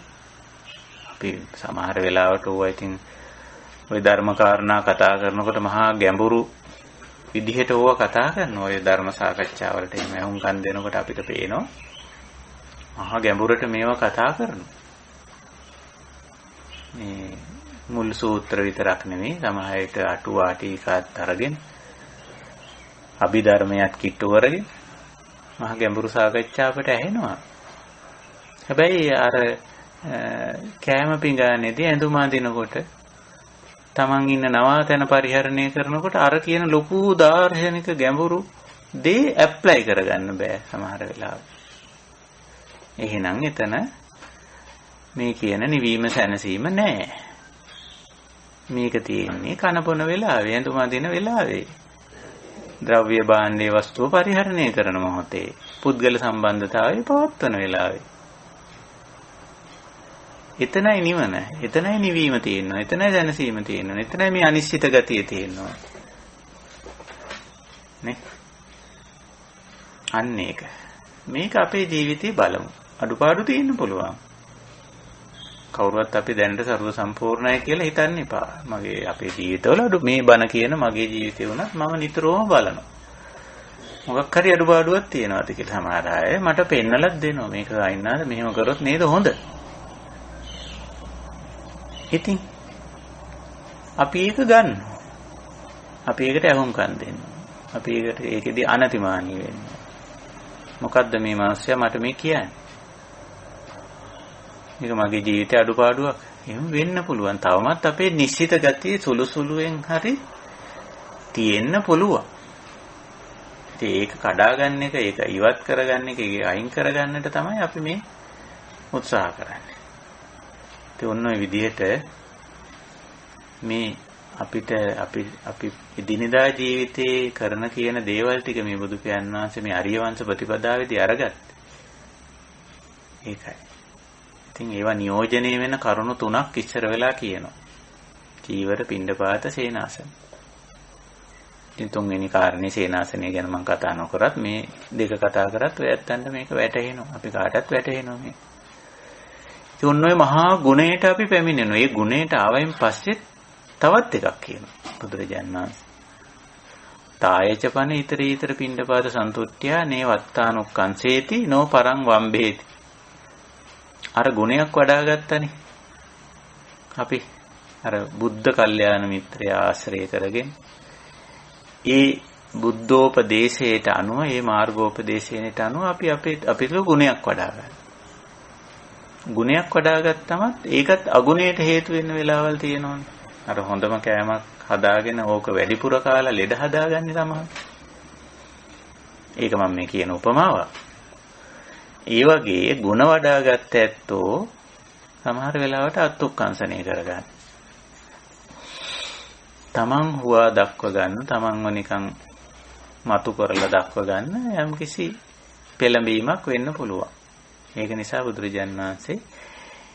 ඒ ගැටලුවත් මෙතෙන්දී අපිට අනුකම්පාවෙන් පෙන්වලා දෙනවා. දැන් කුසලයක් වඩාගෙන ඉන්න අපිට කියනවා අත්ුක්කංශනය කරන්න එපා. මොකද අර වඩාගත්ත කුසලයේ අල්ලගෙන මා ළඟ මේ කුසලයේ තියෙනවා කියලා තියෙන්න ඕන. කුසලයේ තියෙන්න ඕනේ. ඒක ගැන කිසිම වාදයක් නැහැ. හැබැයි කුසලතාව අල්ලගෙන අත්ුක්කංශනය කරන්න. ඊළඟට නොපරං වම්බේති. ඒ කුසලතාවේ නැති ඇත්තෝ ඉන්නවනේ. අපිට ඕන තරම් හම්බ වෙනවා. අපි සමග ජීවත් වෙන මේ ළඟම අපේ කෙනා දැන් අපි පැවිදි ජීවිත ගත්තොත් අපිත් එක්ක එකට ජීවත් වෙන අපේ අනිකුත් සබ්‍රහ්මචාරින් වහන්සේලා ළඟ අපි සමහර වෙලාවට දකිනවා අපි ළඟ තියෙන ගුණේ නැහැ. ජීවිත ගත කරන ඇත්තන්ට පේන ඇති තමන්ගේ ඉතින් ළඟම කෙනා සාම්පුරුෂයා භාර්යාව තමන්ගේ දරුවා මේ අම්මා මේ අප්පච්චි මේ ළඟම ඉන්න කෙනා මේකට වැඩ කරන එක්කෙනා ඉතින් අපි ළඟ තියෙන ගුණේ නැහැ. කමක් නැහැ ඉතින් හේතුඵල ධර්මානුකූලව එක තැනක තියෙනවා හේතුඵල ධර්මානුකූලව අනිත් තැන නැහැ. එච්චරනේ. මා ළඟ තියෙන අදාළ හේතු යෙදුණනේ මා තුල. මම බුද්ධ කල්යාණ මිත්‍රය ආශ්‍රය කරා. බුද්ධ අනුශාසනාවට ඇහුම්කන් දුන්නා. ඒක තේරුම් ගත්තා. මම වීරිය කරා. මම පුහුණු වුණා. ඒ හේතු ටික ඔක්කොම යෙදිච්ච නිසා මා තුල මේ කුසලතාවය තියෙනවා. අනිත් එක්කෙනා මා ළඟ ඉන්න මේ අනිත් එක්කෙනා. ඉතින් මේ හේතු යෙදිලා නැහැ යා තුල. ීමස්මින් අසති ඉදං නහෝති. අර ලොකුවට අපි ඉගෙන ගත්ත හේතුඵල ධර්මතාවය.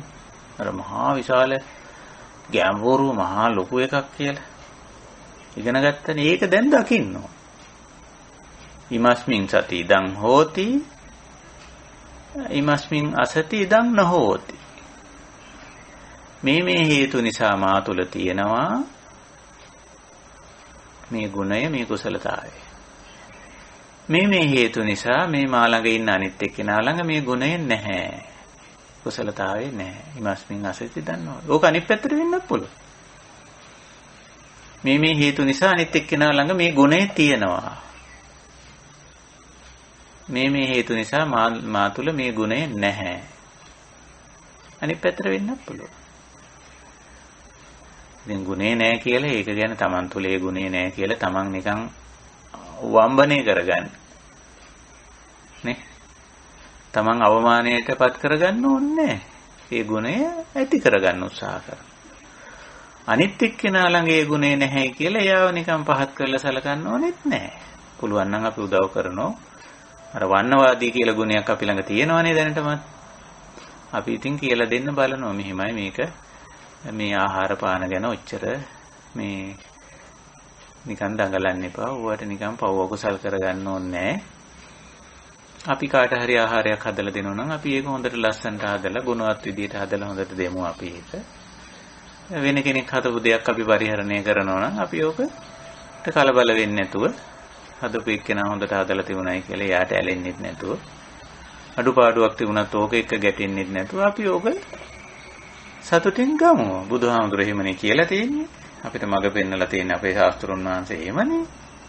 එතකොටනේ මේ නිවීමක් තියෙන්නේ. එතකොටනේ සැනසීමක් තියෙන්නේ. එතකොටනේ අනිශ්චිත බවක් තියෙන්නේ කියලා අපි පුළුවන් නම් ඒක කියලා දෙමු. අර පරවම්බනේ කරන්න ඕනේ නැහැ. අනිත් එක්කිනා ළඟ මේ ගුණේ නැහැ කියලා එයාව නිකන් අවමානයට පහත් කොට සලකන්න දෙයක් නැහැ. ඒකයි බුදුරජාණන් වහන්සේ අපේ අතින් කුසල් වඩා ගත්තමත් අපේ අතින් සිද්ධ වෙන අතපසු වීම දෙකක් තියෙනවා. ඒ මොකද්ද? අත්තානුක්කංශනයයි පරවම්බනයයි. අත්තා කියන්නේ මෙතන තමන්ට අර කුසලයේ වඩාගත්ත තැනැත්තා තමන් හඳුන්වා ගන්න විදිහ. පර කියන්නේ වෙනත් අය. ඉතින් උක්කංශනය කරන්න ඕනෙත් නෑ, වම්බනය කරන්න ඕනෙත් නෑ. උක්කංශනය කියලා කියන්නේ නිකන් කැපිපේන්න හදනවා අර කුසලයේ අල්ලගෙන, කුසලතාවය අල්ලගෙන. මම මෙහිමයි අනිත් අය ළඟ මෙහිම නෑ. ඔහොම. ඉතින් ඒක සියුම් අකුසලයක් වෙනවා. ඉතින් ඔය ඔක්කොම ටික කියලා ඔය ಗುಣ ටික කියලා අපිට අවවාදයකුත් අගට කියනවා යෝහිතත්ත දක්කෝ අනලසෝ සම්පජානෝ පතිස්සතෝ. ඉතින් මේකට දක්ෂ වෙන්න ඕන. කවුද මේ අවවාදේ කරන්නේ? බුදු කියනවා. මම මේ ඉහතින් කිව්ව විදිහට වැඩ කරන්න දක්ෂ වෙන්න ඕන. අන්න අවවාදේ ඕවාදේ. අපි කියලා තියෙනවා සූත්‍රවල තියෙනවා කියලා නිදාන උද්දේශ විභංග ඕවාද කියලා 4ක් පෙන්නනවා කියලා. බුදුරජාණන් වහන්සේ ධර්මකාරණේ විස්තර කරනවා අපේ. විස්තර කරලා දීලා අගට අවවාදයකුත් කරනවා. යෝහිතත්ත දක්කෝ. මේකට දක්ෂ වෙන්න ඕන. දක්කෝ කියන්නේ මේ කාරණේ හොඳට තේරුම් අරගෙන ඒක කොයි විදිහටද අපි අපේ ජීවිතේ පවත්වා ගත යුත්තේ මේ වර්තමාන මොහොතේ කියලා දක්ෂ වෙන්න. අනලසෝ අලස නොවිය යුතු. න අලස කියන එකයි අනලස කියන්නේ. අලස නොවිය යුතු. සම්පජානෝ මේ කාරණේ හොඳට දැනගෙන හොඳට අවබෝධ කරගන්න ඕන. මේකේ ආදීනවා ආනිසංස. නිශ්චිත වුණොත් මොකද වෙන්නේ? අනිශ්චිත වුණොත් මොකද වෙන්නේ? නිශ්චිත වෙන්නේ කොහොමද? අනිශ්චිත වෙන්නේ කොහොමද? ආන් ඒව මනාකොට අවබෝධ කරගෙන සිටීම සම්පජානෝ. සම්පජානෝ සම්මා කියන එකයි නිතරම ඔය සම්මා පජානාති කියන වචන සමාස වුණාම තමයි සම්පජාන කියලා හැදෙන්නේ. සම්මා මනාකොට දැනගෙන තියෙනවා. නිකන් උඩින්මත් වෙන්නේ නෙමෙයි. පජානාති කිව්වම ගැඹුරින්.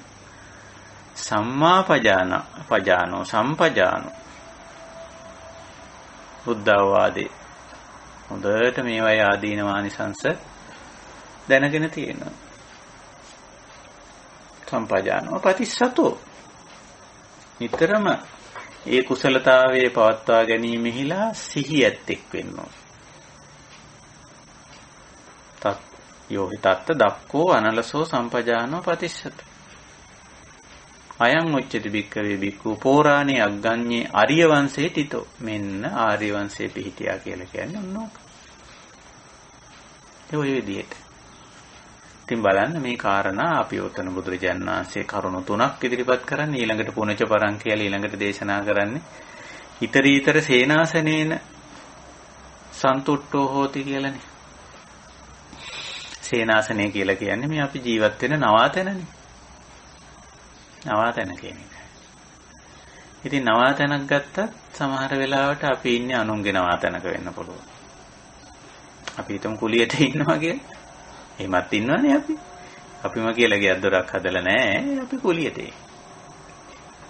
කුලිය ගෙවාගෙන ඉතින් රෙන්ට් එකට කියලා කියන්නේ බද්දට කුලියට අරගෙන ඉන්නවා. අපිට අපිම නවාතැනක් හදාගෙනත් ඉන්නවා. එහෙම නැත්නම් නිල නිවාසයක ඉන්න සමහර වෙලාවට අපේ නිලය නිසා මේ නිලයට අදාළව නිලයේ දරණකම් නිල නිවාසයක් හම්බ වෙනවා.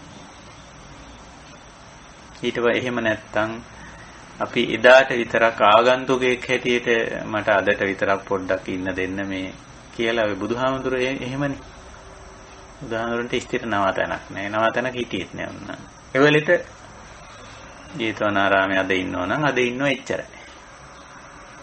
සමහරට එහෙමත් නැහැ. පැවිද්දෙකුට වෙන් කරපු නැති තැන් වලටත් ගිහිල්ලා ඉල්ල ගන්න කුඹල් හලකට හරි කොහේ හරි ගිහිල්ලා අහනවා. කුඹලගෙන් අහනවා මේ වළං සකස් කරන කෙනාගෙන් අහනවා. අද රෑ මට පොඩ්ඩක් ඉන්න දෙනවද මෙතන? රෑ පහන් කරගන්න විතරක්. එතකොට ඒ වෙලෙට ඉල්ල ගන්න තැන. අම්බලම කියලා අපේ ඔය ලංකාවේ තියෙන හරි අමුතු සේනාසන වගේ. හරි වටින සේනාසනය. ඒවට සිංහලෙන් කියන්නේ අම්බලම් කියලා. මේ සේනාසන වල නටඹුන් තාමත් ලංකාව පුරා තියෙනවා. පොදු සේනාසන ඒවා. පෞද්ගලික සේනාසන නෙවෙයි. ඕන කෙනෙකුට විවෘතයි. ඉතින් ගමනක් බිමනක් යන ගමන් ඔන්න ඉතින් රැ වෙනෝනේ. අර පොදු සේනාසනයට යනවා. ගිහිල්ලා ඉතින් එතන අතුපතු ගාලා වටපිටාවේ අපිරිසිදු වෙලා නම් කවුරු අපිරිසිදු කරත් අපිට ප්‍රශ්නයක් නැහැ. අපි පිරිසිදු කරලා ගින්දර ටිකක් අවුලවාගෙන ඉතින් කන බොන දෙයක් හදාගෙන කාලා ඉතින් මේ සේනාසනේ ගත කරන අම්බලම්. ඊට පස්සේ දැන් මේක ඉතින් පොදු සේනාසනේනේ අපි ඉතින් මේක අතහැරලා අපේ ගමන යනවනේ. ඉතින් යනකොට අපි අපිරිසිදු වුණා නම් පිරිසිදු කරලා, අපිලිවෙල වුණා නම් පිළියෙල කරලා, ස්පස් කරලා තියලා, ගින්දර නිවලා වහලා තියලා යනවා. හැබැයි ඒ සේනාසනේ ඉන්නකම් සන්තුට්ඨෝ හෝති iterator සේනාසනේ.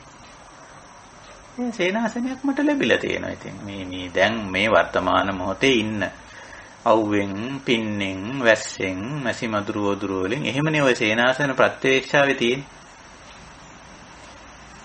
පටිසංකායෝනිසෝ සේනාසනං පටිසේවාමි. අන්න බුදුරජාණන් වහන්සේගේ අවවාදය. හොඳ සීනුවණින් යුක්තව මේ වර්තමානයේ ලැබිච්ච iterator සේනාසනය පරිහරණය කරනවා. පටිසේවාමි කිව්වේ එතන පරිහරණය කරනවා කියන එක. මෙතෙන්දී හරි පරිභෝජනීය කියන වචනේ පාවිච්චි කරලා පරිබුඤ්ජති. අතන පාවිච්චි කරේ පටිසේවාමි කියලා. මේ දෙකේම වචන දෙකේම අදහස එකයි. පරිහරණය කරනවා. මොකටද සේනාසනයක් පරිහරණය කරන්නේ? යාවදේව සීතස්ස උන්හස්ස පටිඝාතාය. සීතලෙන් උෂ්ණයෙන් නැදි වෙන් වෙලා ඉන්නේ. දංශමකස වාදා තපසිරින් සබ සම්පස්සානම් පටිඝාතාය. මැසි මදුරු උදුරු ආදීන් වැළකී සිටින. යාවදේව උතු පරිස්සේ විනෝදනම් මේ ඍතු විපර්යාස වෙනවනේ. තද සීතල කාලය එනවා. සමහර රටවල් වල තද උෂ්ණ කාලය එනවා. ඔහොම තියෙනවා. වැසි සුළං සහිත කාලගුණ දේශවල. ඉතින් ඒකෙන් වැළකීලා ඉන්නනේ. උතු පරිස්සේ විනෝදන. ඊළඟට පටිසල්ලානාරාමත්තං. පටිසල්ලානේ කියලා එකක් උගන්වනවා. බුදුදහම. ඔය ආර්යෝ ඉඳපු දෙයක්. ඒක පටිසල්ලානේ කියන්නේ හුදකලා විවේකේ. ඉතින් අපේ නවාතන එහෙම තැනක් වෙනවා. කවුරුවත් කාටවත් වැඩි කරදර කරන්නේ නැති, කෑකොස්සම් ගහන්නේ නැති, බාධා කරන්නේ නැති තැනක් වෙන්න ඕන සේනාසනයක ඉන්නකොට. පිරිසක් එක්ක සමහර වෙලාවට අපි සේනා ගෙදර සේනාසනේ ගෙදර කියන මේ සේනාසනේ කිව්වම අර කලින් කිව්වා වගේ දැන් සේනාසන කිව්වම හුඟක් අය හිතන්නේ පැවිදි ඇත්තෝ ඉන්න තැන් වලට සේනාසන නෑ. මෙතන අරිවංශයේදී සේනාසන කියලා කියන්නේ වර්තමාන මොහොතේ අපි ජීවත් වෙන තැන. ඒක අපි හදාගත්ත නිවහන වෙන්න පුළුවන්. කුලියට ගත්ත ගේ වෙන්න පුළුවන්. බද්දට ගත්ත ගේ වෙන්න පුළුවන්. නිල නිවාසය වෙන්න පුළුවන්. ආම්බලම වෙන්න පුළුවන්. භාවනා මධ්‍යස්ථානෙ වෙන්න පුළුවන්. මොකක් හරි වේවා. නේ? ඒකේ ඉන්නේ සතුටින්. ඒක පිරිසිදු කරගෙන පිළියෙල කරගෙන සතුටින් ගත කරමු. සන්තුට්ඨෝ හෝති iterator සේනාසනේ. ඉතින් අනිත් එක්කෙනාටත් කියලා දෙනවා මේ ඉන්නකොට මේ ලැබිච්ච තැන සතුටින් ඉන්න මේ මහා මාලිගාවක් ලැබුණේ නැහැ කියලා ඒව ගැන ප්‍රාර්ථනා මේ හීනමවමවා ඉන්න එපා. මේ ලැබිච්ච නවාතැනේ අනිත් අය අර අලද්දාච සේනාසනං න පරිතස්සති කියලා මේකෙදිත් කියනවනේ. අපිට අනිත් අයට වගේ හොඳ සේනාසන ලැබිලා නැති වෙන්න පුළුවන්. ඒව ගැන හීනමවම ඉන්න දෙයක් නෑ. මේ පොල්ලතු පැලේ හරි අපි ඉන්නවා නම් ඒකේ සන්තෝෂයෙන් ඉන්නවා. ඒක තමයි ආර්ය ක්‍රමය. ආර්ය වංශයේ ක්‍රමය මේක. එතකොට නිශ්චිත නැහැ අනිශ්චිතයි. එහෙම නැත්නම් අර පරිතස්සනාව තියෙන. චලිතේ තියෙන. අර පරිතස්සති චලිතං කියන වචන දෙකෙන්ම කියන්නේ ඒක. දැන් මෙතෙන්දි කියන්නේ පරිතස්සති. අතන කිව්වේ නිශ්චිතස්ස චලිතං කියලා. ඒකයි මෙතන කියන්නේ න පරිතස්සති. මෙතන කලබල වීමක්, තැවීමක්, ප්‍රකම්පනයක් නැහැ කියන එක. ඒක ස්වභාවය. ඉතින් අපිට ලැබිලා තියෙන, අපිට හොඳ ගේ දොර ලැබිලා තියෙනත් පුළුවන්. ඒකෙන් ආඩම්බර වෙන්න දෙයක් නැහැ, උද්දාම වෙන්න දෙයක් නැහැ. එහෙම වුණොත් අන නිශ්චිතයි. එහෙම නැත්නම් අපිට වැඩි හොඳට සීනාසන අනිත් අයට තියනවා වෙන්න පුළුවන්. ඒක කමක් නැහැ. ඒ අය හේතුඵල ධර්මානුකූල උපයාස අපයාගත්ත විදිහනේ අපිට හේතුඵල ධර්මයට අනුව ලැබිච්ච විදිහ මේක. ඒක අඩුපාඩුවක් තියෙනවා නම් උත්සාහවන්ත වෙලා ඒක හදාගන්න එක වෙනම එකක්. අවශ්‍ය මූලික පාසුකම් ටික තිබුණා නම් ඇති අපේ සේනාසනේ. මේ මහා මාලිගාවල් හදන්න යන්න ඕනේ. තාජ් මහල් වගේ ඒවා වර්ණනා කෙරුවට හරි මෝඩ වැඩයි. සමහර ඉතින් ඔය මහා මාලිගා ඉතින් වර්ණනා කරනවා. ඒවා ඉතින් වර්ණනා කරන්නේ කාමභෝගීන් මිසක ආර්ය ප්‍රතිපදාවේදී ඔය මහා මේ විසිතුරු අධිසුඛෝභෝගී දේවල් මේ ආර්ය ප්‍රතිපදාව ඇතුලේ ගණන් ගන්නෑ. න සංකම් ගච්ඡති. අපේ සංඛ්‍යාවට වැටෙන්නේ නැහැ. ඒවා අසුතවා පුතුජන්ලගේ සංඛ්‍යාවට තමයි වැටෙන්නේ. අපි බලන්නේ නවාතන සේනාසනයක් නම් මූලික පහසුකම් ටික තිබුණම ඉහිට වහලක් හතර වටේ බිත්තිනේ අවැසි සුලං වැලකෙන්නේ. නේ? ඒ වගේ මූලික දේවල් ටිකක් තිබ්බනම් ඇති අපිට. මූලික අවශ්‍යතා ටිකක් කියලා ටිකක් අපි දන්නවනේ. ඒ ටික තිබ්බනම් ප්‍රමාණයි. තියුණු ඔය විදියට සේනාසනය ගැනත් බුදුරජාණන් වහන්සේ කියන. ඒකට සේනාසනය කියන්නේ නවාතන, මේ මොහොතේ ඉන්න තැන. මේ දැන් ඉන්න තැන. ওই දැන් ඉන්නේ කොතේ කොහෙද කියලා අපි දන්නේ. අපිම හදාගත්ත එකේ වෙන්නත් පුළුවන්, කොලියට ගත්ත එකේ වෙන්නත් පුළුවන්, බද්දට ගත්ත එකේ වෙන්න පුළුවන්, නිල නිවාසේ වෙන්න පුළුවන්, අම්බලම වෙන්න පුළුවන්. නැත්තම් ටික දවසකට පාඨමාලාවකට ගිහිල්ලා ඉන්න තැනක වෙන්න පුළුවන්. බණ භාවනා කරන්න ගිහිල්ලා ඉන්න භාවනා මධ්‍යස්ථානේ වෙන්න පුළුවන්. සිල් සමාදන් වෙලා ඒ දවස ගත කරන්න ගිහිල්ලා ඉන්න ධර්මශාලාවේ වෙන්න පුළුවන්. පොයේ දවස්. අන්න ඊතරීතර සේනාසනය කියලා කියන්නේ ඒක. මේ දන් ලැබිච්ච මේ දන් පරිහරණය කරන සෙනසුන නවාතැන් නිවහන හෝම ඕක. අන්න බලන්න අපි මහා විශාලට ඉගෙනගත්ත මහා ගැඹුරු ධර්ම කරුණු පාවිච්චි කරන තැන, යොදා ගන්න තැන, භාවිත කරන තැන කොතනද? ඒකයි වැදගත් වෙන්නේ. ඉතින් මම හිතනවා මේ කාරණා අපි හැමෝම අවබෝධ කරගන්න ඕනේ. එතකොට තමයි අනිශ්චිත විහරණයක් ගත කරන්න පුළුවන්. ඉතින් ওই විදිහට මම හිතන්නේ ඒවා දීර්ඝ වශයෙන් ඒවා නැවත නැවත පැහැදිලි කරන්න අවශ්‍ය කරන්නේ. කලින් අපි කියපු දේවල් සන්තුට්ඨෝ හෝති, සතුටු වෙනවා. ඊතරීතර සේනාසනේ ලැබුණු සෙනසුනෙන් ලැබුණු නවාතැන්.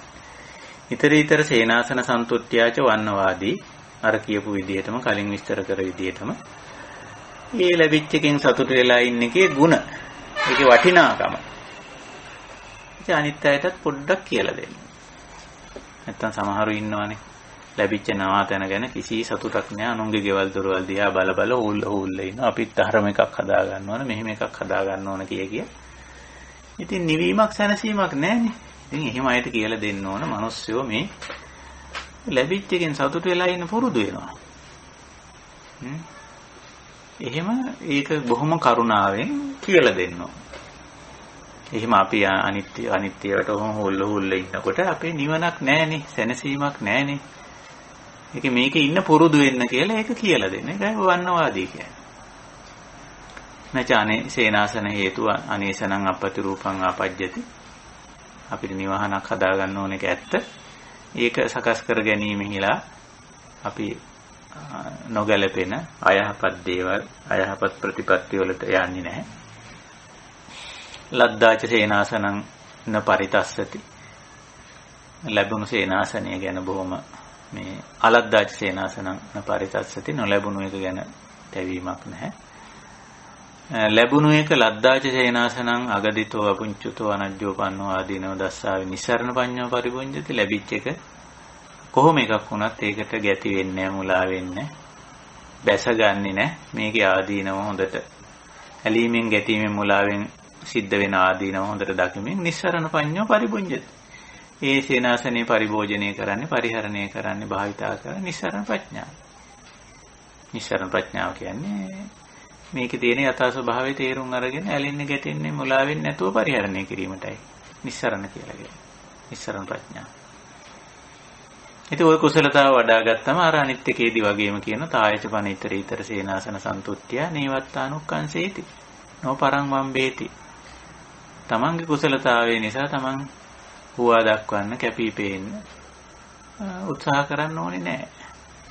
ඒ කුසලතාව නැති අය අවමානයටපත් කරන, වම්බනේ කරන්න ඕනේ නැහැ. ඔන්නේ කුසලතා ටික කියලා එතනත් අගට බුදුරජාණන් වහන්සේ අර විදිහටම කියනවා. යෝහි තත්ත දක්කෝ, මේ කුසලතාවය තුල ඉන්නනා දක්ෂ වෙන්න ඕන.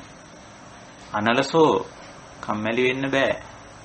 සම්පජානෝ මනාකොට මේ අවබෝධ කරගෙන ඉන්නත් ඕන. පතිස්සතෝ සිහියත් එක් වෙන්න ඕන. එතකොට බලන්න හැමතැනම සතිපට්ඨාන දේශනාවේදී කියන මූලික කුසලතා තුන තමයි දක්වන්නේ. ආතාපි සම්පජානෝ සතිමා. සතිමා සම්පජානෝ ආතාපි. නිතන පාවිච්චි කරලා තින්නේ අනලසෝ කියන වචනේ ආතාපි කියන වචනේට.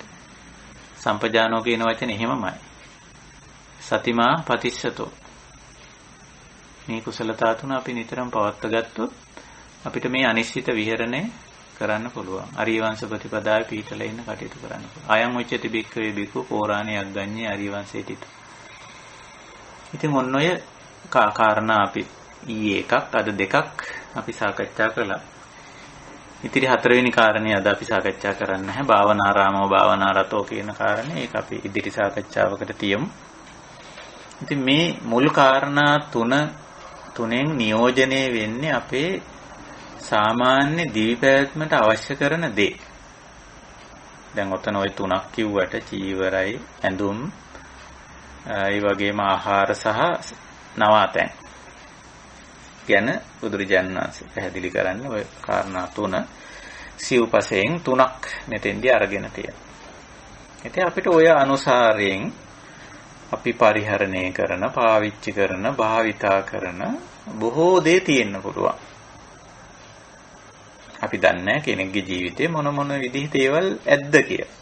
ඔය ඔක්කොම එකින් එකට බුදුරජාණන් වහන්සේට කියන්න අවශ්‍ය නැහැ, කියන්න ඕනෙත් නැහැ. එකක් කියලා, පුනච පරං කියලා, තව එකක් කියලා, පුනච පරං කියලා, තවත් එකක් කියන. සමහරවිට එකක් කියලා තේරෙන්නේ නැති නිසා දෙකක් කියනවා, නැත්නම් තුනක් කියනවා. එතනත් සාමාන්‍ය ජීවිතයට අදාළ වන්නා වූ කාරණා තුනක් කියනවා. ඇඳුම් පැළඳුම්, ආහාර පාන, නවාතැන්. ඉතින් ඕවා පරිහරණය කිරීමේදී, පාවිච්චි කිරීමේදී, උපයාස අපයා ගැනීමේදී, බෙදා හදා ගැනීමේදී තමයි නිවන් දුටු පුද්ගලයෙක්ද කියලා Tamanට ඔප්පු වෙන්නේ. අනුන්ට ඔප්පු කරන්න යන්න ඕනේ නෑ. Tamanටම ඔප්පු වෙනවා මම මේවා උපයාස අපයා ගනිද්දී, පරිහරණය කරද්දී, බෙදා හදා ගනිද්දී මේවා සම්බන්ධයෙන් මම නිවිලද සැනසීලාද ඉන්නේ කියලා. මේවට නිශ්චිතද අනිශ්චිතද? තණ්හාමාන දිට්ඨි වශයෙන් මේවට ඇලිලා ගැටිලා මොලා වෙලා ඉන්නවද?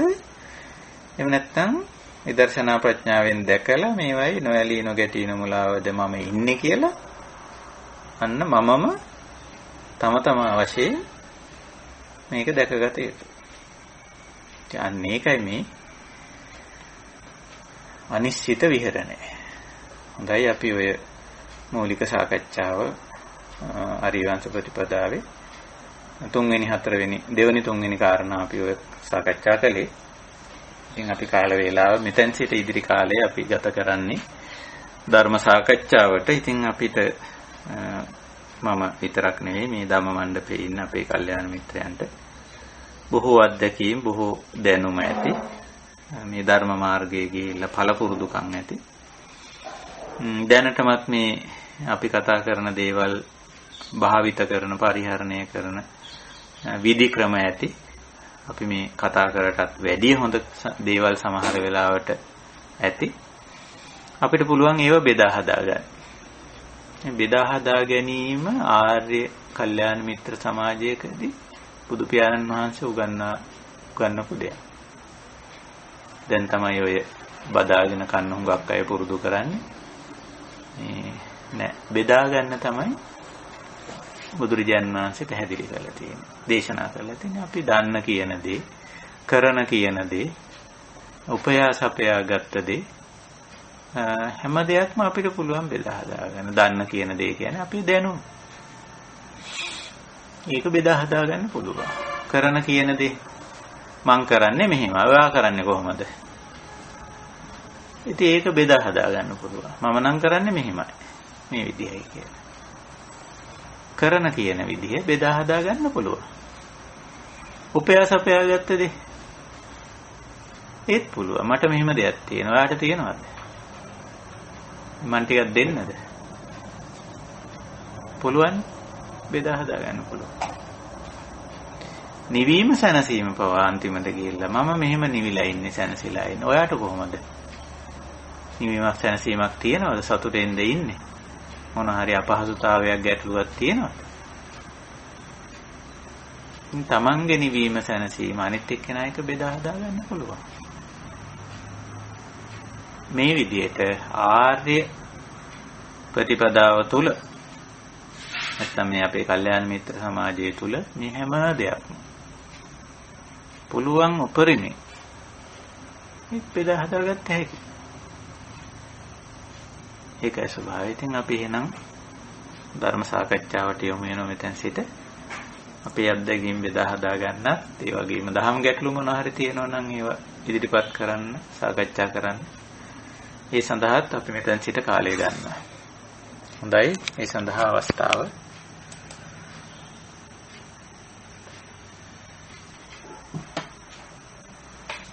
තෙරුවන් සරණයි අවසරයි ස්වාමීන් වහන්සේ. තෙරුවන් සරණයි. ස්වාමීන් වහන්සේ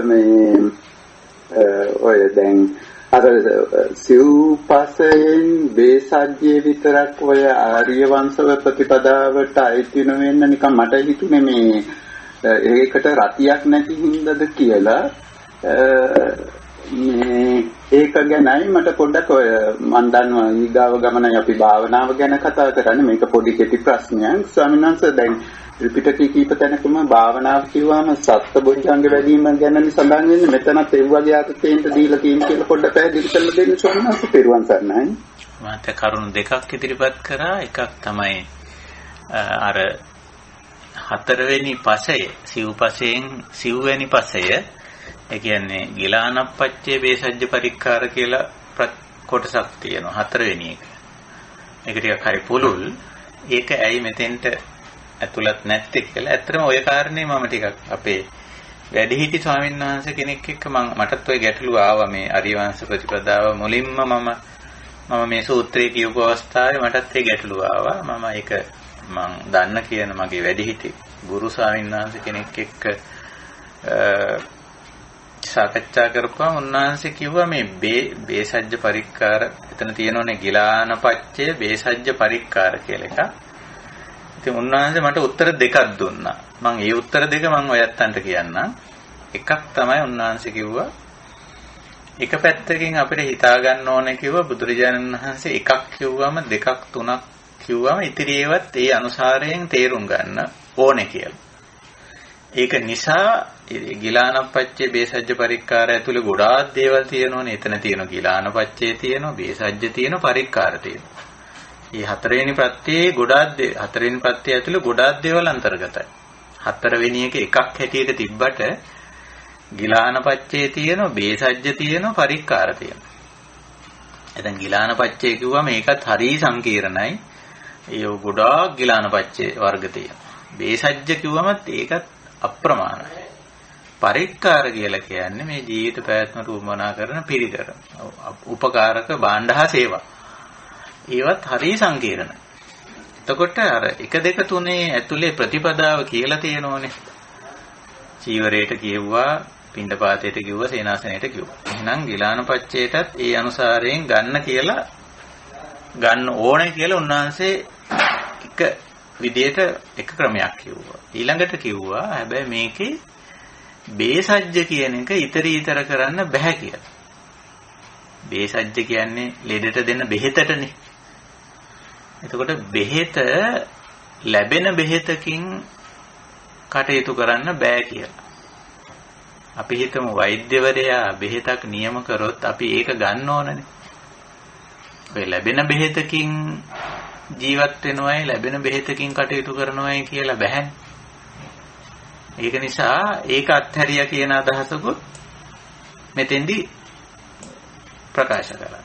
ඉතින් අපිට බෙහෙත විතරක් උන්වහන්සේ කිව්වේ බෙහෙත විතරක් අපිට මෙතෙන්දී අත්හරින්න වෙනවා. අපිට ඕන බෙහෙත් ගන්න බෑ ලෙඩක් හැදුනම. ඊතරීතර බේසජ්ජයක් පාවිච්චි කරන්න බෑ කියලා. මොකද බෙහෙත අපිට ලෙඩක් වුණාම ඒක අපි පරීක්ෂාවට භාජනය කරලා අපිට බෙහෙතක් දෙන්නේ වෛද්‍යවරයානේ. එතකොට ලෙඩේ සනීප වෙන්න නම් වෛද්‍යවරයාගේ උපදේශයට අනුව එයා දෙන බෙහෙත අපි පාවිච්චි කරන්න ඕන. නැත්නම් ඒක සංසිඳව ගන්න බෑ. ඒක නිසා මේ මෙතෙන්දී බේසජ්‍ය කියන එක ඊතරීතර බේසජ්‍යේන සන්තුට්ඨෝ හෝති කියලා ගන්න අමාරුයි කියලා. එතකොට ඔය උත්තර තමයි මගේ ගුරුවරයා නැත්නම් මම ඒක අහපු මගේ වැඩිහිටි ස්වාමීන් වහන්සේ මට දීපු කාරණේ. එතකොට මමත් දැන් සලකා ගන්නේ බේසජ්‍ය විතරයි ඊතරීතර කරන්න බැරි කියලා. හැබැයි ගිලානපච්චේ පුළුවන්. පරික්කාර පුළුවන්. ඒ කියන්නේ ගිලානපච්චේ කියන්නේ ගිලාන කියන්නේ අපි මේ නිකන් වෙහෙසටපත් වුණාම මේ ලෙඩ වුණා කියන එක නෙමෙයි.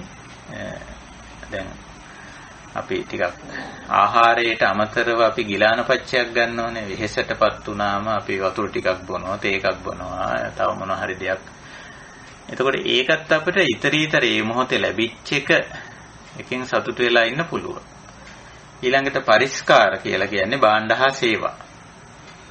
එතකොට භාණ්ඩ හා සේවා වලිනුත් අපිට සෑහෙන ප්‍රමාණයකින් ලැබෙන එකෙන් සතුට වෙලා ඉන්න අපිට වීර්යය තියෙනවා නම් පුළුවන්.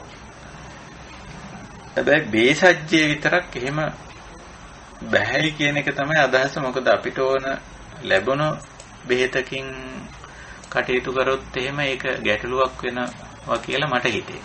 ඉතින් මම ඕක තේරුම් අරගෙන සහ මම පිළිපදින්නේ එහෙම මම ඊතරීතර ගණේට ඇතුළත් කරගෙන නැත්තේ බේසජ්ජේ විතරයි.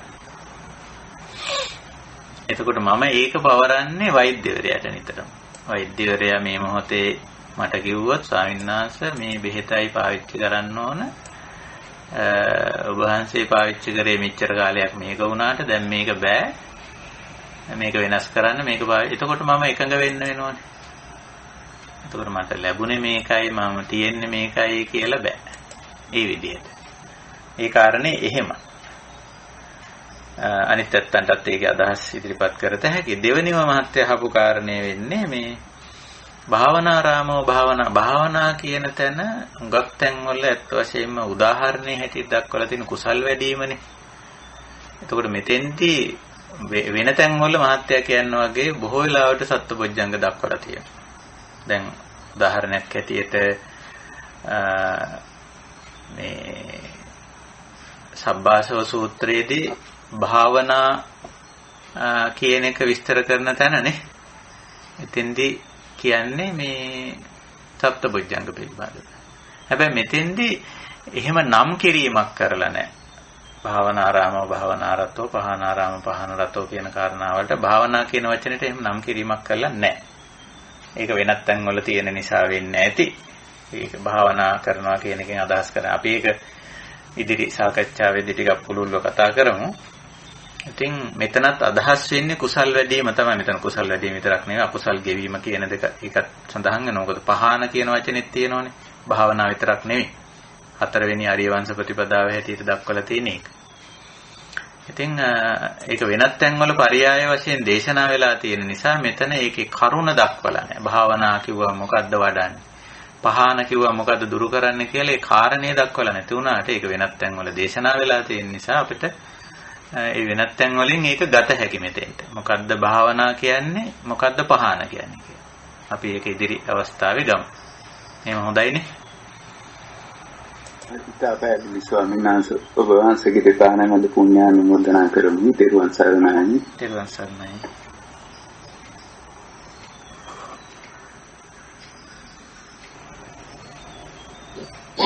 අස්වත්හාපුරනේ මේ සාකච්ඡාවට නම් මොන සම්බන්ධයක් මට පේන්නේ නැහැ. නමුත් මේ පොත කියවනකොට හම්බුණා ලෝකෝත්තර ශූන්‍යතා ඒකට තව වචනකුත් තිබුණා ප්‍රතිසංයුක්ත සූත්‍ර දේශනා කියලා. ලෝකෝත්තර ශූන්‍යතා ප්‍රතිසංයුක්ත සූත්‍ර දේශනා කියලා. මොකක්ද හඳුරන්නේ ශූන්‍යතා කියන්නේ? ඔව්. ඒ ප්‍රකාශනයේ හරි දැන් ලෝකෝත්තර කියන්නේ අර ලෞකිකත්වයේ ඉක්මවා යෑමට මග කියන අදහස. දැන් හුඟක් මාර්ගෝපදේශන තියෙන්නේ අපේ ලෞකිකත්වය හඹා යන්න, ලෞකිකත්වයේ වැඩි කරගන්න, ඒකේ යම් සාර්ථකත්වයන් ලබා ගන්න, ඉලක්ක සපුර ගන්න තියෙන මාර්ගෝපදේශනනේ තියෙන හුඟක් ඒවා තියෙන්නේ ලෝකීය. ලෝකුත්තර කියන්නේ ලෞකිකත්වයේ ඉක්මවා යන. ඒ ලෞකිකත්වයේ ඇලෙන්නේ ගැටෙන්නේ මුලා වෙන්නේ නැතුව කටයුතු කරන්නේ කොහොමද කියන එකට දෙන උපදෙස්. ලෝකුත්තර. ශුන්‍යතා පටිසංයුක්ත. පටිසංයුක්ත කියන්නේ ඇතුළත් කියන අන්තර්ගත කියන අදහස. ශුන්‍යතා කියලා කියන්නේ ඔය අනාත්ම දර්ශනයේට ශූන්‍යතාව කියලා කියන්නේ. මේ කොහොමද මේ අනාත්ම විදිහට ඒ කියන්නේ අනත්ත මම කරගෙන මගේ කරගෙන මට ඕන හැටියට කරගෙන ඉන්න ලක්ෂණයනේ අත්ත කියන්නේ. ඒ අනත්ත වෙන්නේ කොහොමද? අපි කොහොමද මේ මම මගේ මං කැමති මට ඕන විදිහට කියලා මේවට ඇලීම් බැඳීම් ඇති කරගන්න නැතුව කොහොමද කටයුතු කරන්නේ? ඔය ශුන්‍ය කියන වචනේ ශුන්‍ය කියන වචනේ ගක් බුද්ධ දේශනාවල යෙදিলা තියෙන හැමතැනම ඒක විස්තර කරන්නේ ශුන්‍යං ඉදං අත්තේනවා අත්තනියේනවා කියලා. ශුන්‍යං ඉදං අත්තේනවා අත්තනියේනවා. මේ ඉදං කියලා කියන්නේ මේ වර්තමාන මොහොතේ අපි අපේ කය අපේ මනස අපි පරිහරණය කරන කය මනස දෙක. මේ කය මනස දෙකට ගෝචර වෙන රූප ශබ්ද ගන්ධ රස පොට්ටබ්බ ධම්ම ගෝචර වීම නිසා ඇති වෙන සුඛ වේදනා දුක්ඛ වේදනා අදුක්ඛම සුඛ වේදනා ඊට පස්සේ ඒ වේදනා නිසා ඇති වෙන සංඥා ඒ තුලින් ඇති වෙන චේතනා සංකාර විඥාන මේ ඔක්කොම දේවල් වලට ඉදං කියන වචනේ පාවිච්චි කරනවා. ඉදං අත්තේනවා අත්තනියේනවා ශුන්‍යං. මේ හැම දෙයක් මේ කියපු ඔක්කොම ටික අත්තේනවා අත්තනියේනවා ශුන්‍යං. ඒ කියන්නේ මමය කියලා ගන්නත් බෑ මගේ කියලා ගන්නත් බෑ මට ඕන හැටියට පවත්වන්න පුළුවන් කමකුත් නැහැ කියන අන්නේ ගැඹුරු දැක්ම. ඒ ගැඹුරු දැක්ම පැහැදිලි කරලා දෙන දේශනා සූත්‍ර අපි හඳුන්වනවා ශුන්‍යතා පටිසංයුක්ත දේශනා කියලා. ඒකට ඉස්සරහින් අර ලෝකුත්තර කියන වචනේත් ඉදලා තියෙන්නේ මොකද?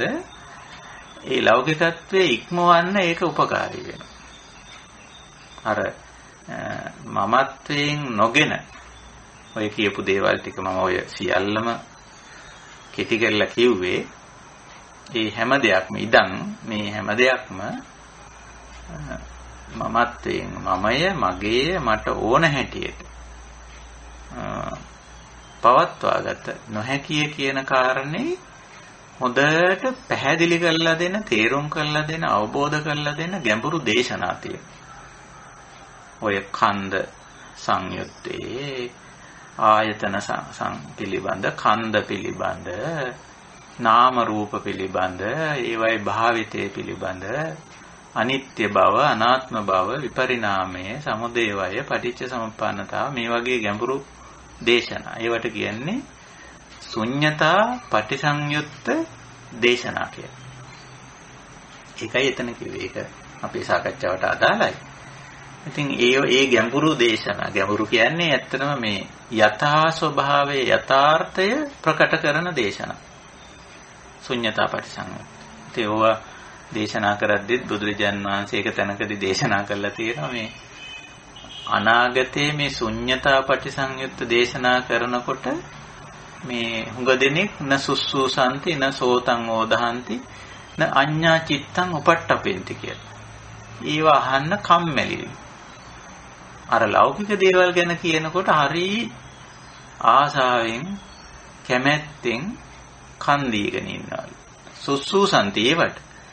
ශුන්‍යතා පටිසංයුත්තේව දේශනා කරනකොට නසුස්සූසන්ති අයියෝ අපිට තේරෙන්නේ නැහැ ඕවම ගැඹුරු ඒවා කියලා කන් දෙන්නේ නැතුව. නසෝතං ඕදහන්ති. නිතර ඒකට අවධානය යොමු කිරීමක් කරන්නේ නැහැ. න අඤ්ඤා චිත්තං උපට්ඨපෙන්ති. ඒ හිතින් ඒවා හොඳට තේරුම් බේරුම් කරගන්න අවබෝධ කරගන්න වටහා ගන්න දරන උත්සාහය හරි අඩුයි. ඒක බුදුරජාණන් වහන්සේම දේශනා කළා තියෙනවා. අනාගත බය හැටියට දේශනා කළා තියෙනවා. අනාගත බය කියන්නේ අනාගතේ වෙන්න පුළුවන් එක්තරා අනතුරක් කියලා. මේ බුද්ධ ශාසනය. බුද්ධ ශාසනය කියන්නේ භික්ෂු භික්ෂුණී උපාසක උපාසිකාවන් අතරේ සිද්ධ වෙන්න පුළුවන් අයහපත් දෙයක්. මේ ශුන්‍යතා පටිසංයුක්ත දේශනා වලට කන් දෙන්නේ නැහැ. හිත යොමු කරන්නේ නැහැ. තේරුම් ගන්න උත්සාහ කරන්නේ නැහැ කියලා.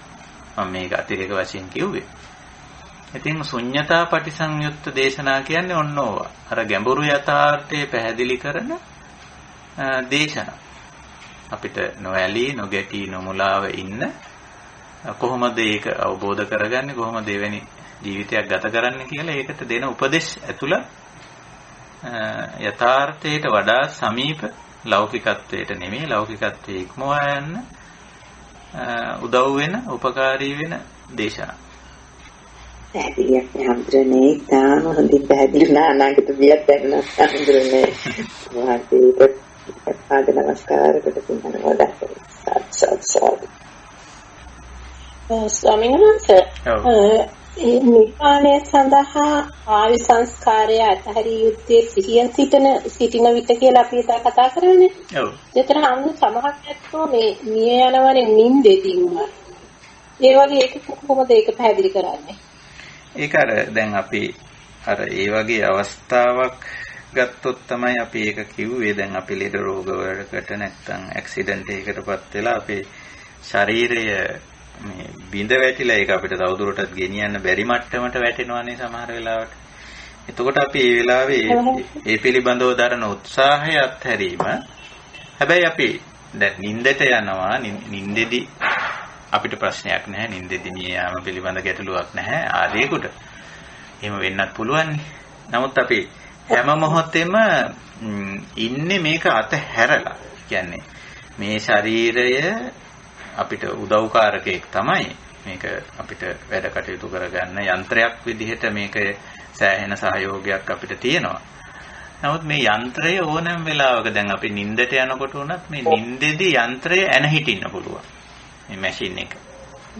ආමනේ පහුවදා උදේත් ආපහු මේක නැගිට්ටවල වැඩ ගන්නත් පුළුවන් වෙන්න පුළුවන්. නමුත් නිින්දෙදිත් ওই යන්ත්‍රය ඇන හිටින්න පුළුවන්. එතකොට අපි ඒ අවබෝධයෙන් යුතුව නිින්දට යනවා නම් අපිට ප්‍රශ්නයක් නැහැ. නිින්ද අතරේදී මරණය කියන එක. ඒක එච්චර දෙයක් නෙවෙයි. අර අපි ඉන්න ඕනේ එතන තමයි. අර ආයු සංස්කාරය අතහැරීම කියන කාරණේ අපි කිව්වේ. මොකද අපි ඔය සමහර වෙලාවට අපි මේක නිින්දෙදි නෙමෙයි ඇහැරිලා ඉන්න මොහොතකනේ අපිට අර වගේ අවස්ථාවක් උදා වෙන්නේ. එක්කෝ බරපතල රෝගී තත්ත්වයකටපත් වීම, අනතුරකට ලක් වීම වැනි මොන හරි දෙයකටපත් වෙන්නේ අපි. ඒ වෙලාවේ අපි සීනුවන උපද්දගෙන දැන් මේ ශරීරය මීට වැඩි එහාට ගෙනියන්න බෑ. මේක දඟලලා වැඩක් නැහැ කියලා. ඒක අවස්ථා දෙකක්. නිින්දෙදී අපි කොහොමදත් නිින්දට යනකොට මේක අපි කොහොමදත් අතෑරලා ඉන්නේ කොහොමද? හැමතිස්සෙම අතෑරලා ඉන්නේ. අතන තියෙන්නේ ඊට වැඩිය පොඩි වෙනස්කමක් තියෙනවා. මොකද මේ දැන් ලෙඩ රෝග අවස්ථාවකදී සහ ඇක්සිඩන්ට් එකක් වගේ අවස්ථාවකදී අපි විතරක් නෙමෙයි ඉන්නේ. අනිත් අයත් ඉන්නවා. ඒගොල්ලොත් මෙහෙන් වෛද්‍යවරු ඉන්නවා, ඥාතීන් ඉන්නවා, මම ඉන්නවා. නේ? දැන් මෙතන ඉන්නවා සරලව බැලුවොත් කණ්ඩායම් තුනක් ඉන්නවා. එක පැත්තකින් සෞඛ්‍ය සේවයේ අය ඉන්නවා. වෛද්‍යවරු, හෙදෙහිදියෝ, උපස්ථායක ඒගොල්ලෝ ඉන්නවා. ඉතින් ඒගොල්ලොන්ගේ ප්‍රයත්නයක් තියෙනවා මගේ මේ ශරීරය තව ටිකක් ඉස්සරහට ගෙනියන්න. ඒගොල්ලෝ සෑහෙන උනන්දුවකින් වැඩ කරනවා. නැහැ නෙවෙයිනේ. ඊළඟට ඥාතීන් ඉන්නවානේ. මගේ ඥාතීන් ඉන්නෝනේ. ඒගොල්ලොත් කියනවා මේ ඔයා මේ උත්සාහවන්ත වෙන්න, තව ටිකක් ඔයාට මේ ජීවත් වෙන්න පුළුවන්. මොකද බැරි මේ අපි උදව් කරන්නම්. අපි ඉන්නේ එකටනේ. මේ ආදී වශයෙන් ඊළඟ කණ්ඩායම ඥාතී. ඒගොල්ලොත් ඊළඟට මේ රූපකායේ අයිතිකාරය කියන්න හොඳ නැහැ. රූපකාය පරිහරණය කරන්න ඉන්නවා. ඒ මම කියලා ගමුකෝ. මමත් ඉන්නවා. දැන් මේ තුන් දෙනාම එකතු වෙලානේ මේක ගැන මේ තීන්දුව ගන්න යන්නේ. අර පැත්තෙන් සෞඛ්‍ය සේවයේ අය ඉඳගෙන කියනවා ඔයාට තව මේක කරන්න පුළුවන්. අපි ඒකට උදව් කරනවා. ඥාතීන් ඉඳගෙන කියනවා මේ පසුබට වෙන්න එපා. අපි ඉන්නේ එකට තමයි අපි උදව් කරනවා. ඔය දෙගොල්ලම කිව්වත් මේ මැෂින් එක පාවිච්චි කරන තැනැත්තා මම කියලා දැන් ඒකට අපි පාවිච්චි කරන්නේ මම බලන්න ඕන වෛද්‍යවරු කිව්වත් ඥාතින් උදව් කරත් මේක තවදුරටත් ගෙනියන එක ඵලදායීද ගෙනියන්න පුළුවන්ද? නිකන් අර වෛද්‍යවරුයි ඥාතිනුයි වෙහෙස කිරීම. ඒගොල්ලන්ගේ තියෙන ධන දාන්නේ වස්තුව විනාශ කිරීම. කාලේ නාස්ති කිරීම. මමත් නිකන් දුකටපත් කිරීමක් මෙතන වෙනවද? එහෙම නැත්තම්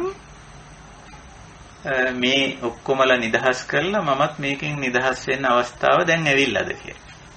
හොඳට 100 තියෙන අවස්ථාවේ අපි ඔය තීන්දුව ගන්නවා.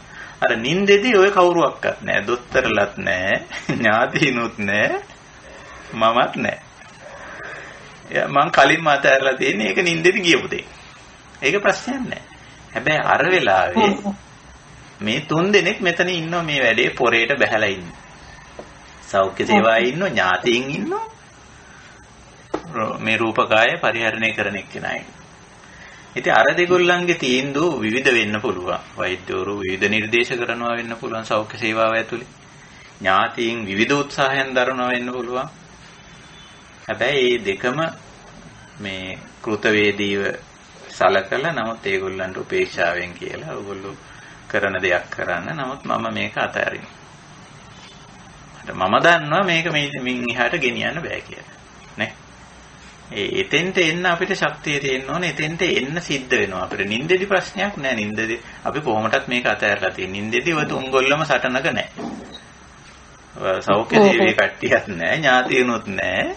පරිහරණය කරන එක්කෙනත් නෑ. ඉතින් ඒක නිසා ඒක හරිය ලේසියෙන් යන වෙලාවක් ඒක. හැබැයි අතන මේ 3 දෙනාම පොඩි සටනක ඉන්නවා. තුන්ගොල්ලම.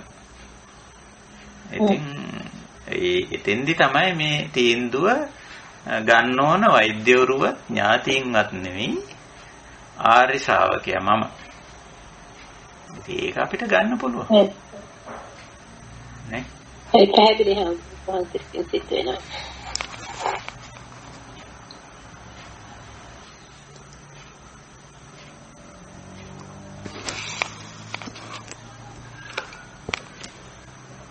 ස්වාමීන් වහන්සේ අවසරයි. ඔව් කියන්නේ. ස්වාමීන් වහන්සේ මේ ආර්ය වංශ සූත්‍රයේ 4 ආකාර ආර්ය ප්‍රතිපදාවේදී දැනෙන්නේ ආත්ම දෘෂ්ටියෙන් තොරව හේතුඵල දහමයි කියලා නේද ස්වාමීන් වහන්සේ වැටහින්නේ. ඒ ඔබතුමීගේ වැටහීම හරි. ඉතින් මෙතන අපි අර ඇඳුම් පැළඳුම් ඇඳත් කෑම බීම ගත්තත් නවාතැනක් හදාගෙන හිටියත් ඔය අපි කතා කරපු කාරණා ගත්තම ඉතින් ඔය එකක්වත් මමය මගේ මට ඕන හැටියට කියලාම හසුරවන්න බැහැනේ. ඉතින් මේ ගැඹුරු දැක්ම ඇතුලේ ඉන්න කෙනාට ඔය කාරණාවලට ඔය ජීවන පැවැත්මට අදාළ දේවල් සම්බන්ධයෙන් හරි පහසුවෙන් අනිශ්චිත වෙන්න පුළුවන්. නිශ්චිත නොවී ඉන්න පුළුවන්. අර නිශ්චිත භාවයටම තමයි ඔය ඔබතුමී කියන විදිහට අර ආත්ම වෙනවා කියන්නේ නිශ්චිත වෙනවා. අනාත්ම කියන්නේ අනිශ්චිත. මේ දෙක හොඳට ගැලපෙනවා. අනාත්ම අනිශ්චිත. ආත්ම නිශ්චිත.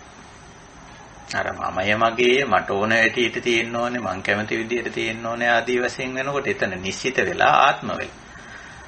අත්තා වෙලා.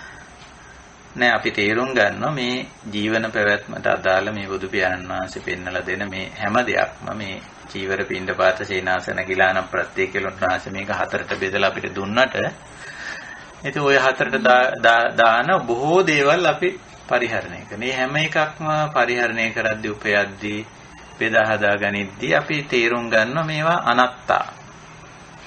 මම කැමති විදියට මම කැමති ආකාරයට කැමති තාක් කාලයක් ඒ විදිහට මේවා පවත්වන්න බෑ කියන්නේ. අනත්ත ශුන්‍යතා අනිශ්චිත තුනම සමානයි. අනත්ත ශුන්‍යතා අනිශ්චිත වචන තුනක්. හැබැයි අදහස් වෙන්නේ එකම දෙයක් නේ. එහෙමයි. ඔව්. හරි. සෑහෙනස්. ඔබවහන්සේට ගොඩක් කුසල් ස්වාමීන් වහන්සේ. ඔබ දෙන්නා. හොඳයි. එහෙනම් අපි අදට අපේ දහම් හමුව නිමා කරන්න කාලය ලැබිලා තියෙන නිසා අපි එහෙම කරමු.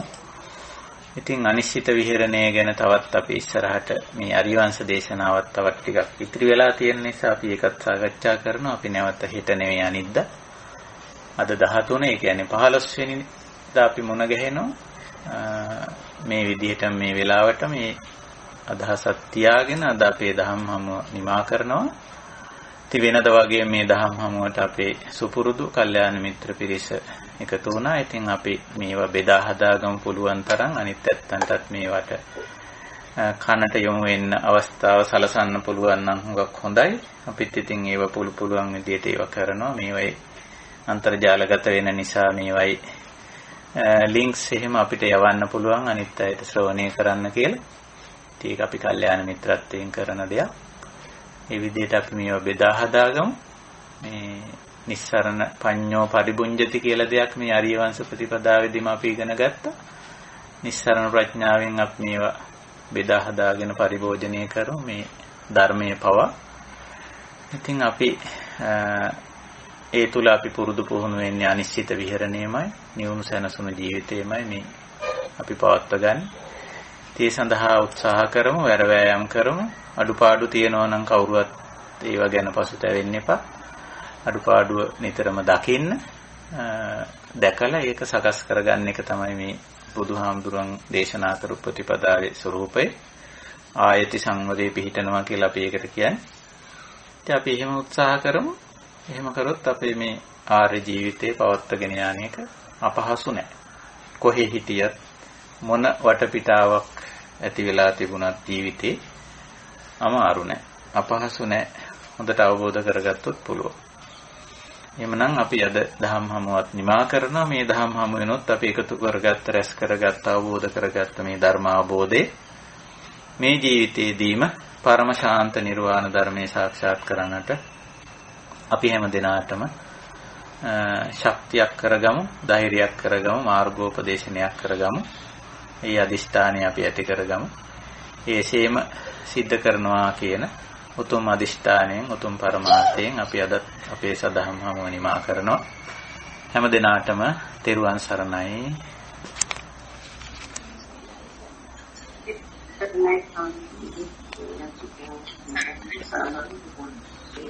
තෙරුවන් සරණයි. සුවපත් වේවා.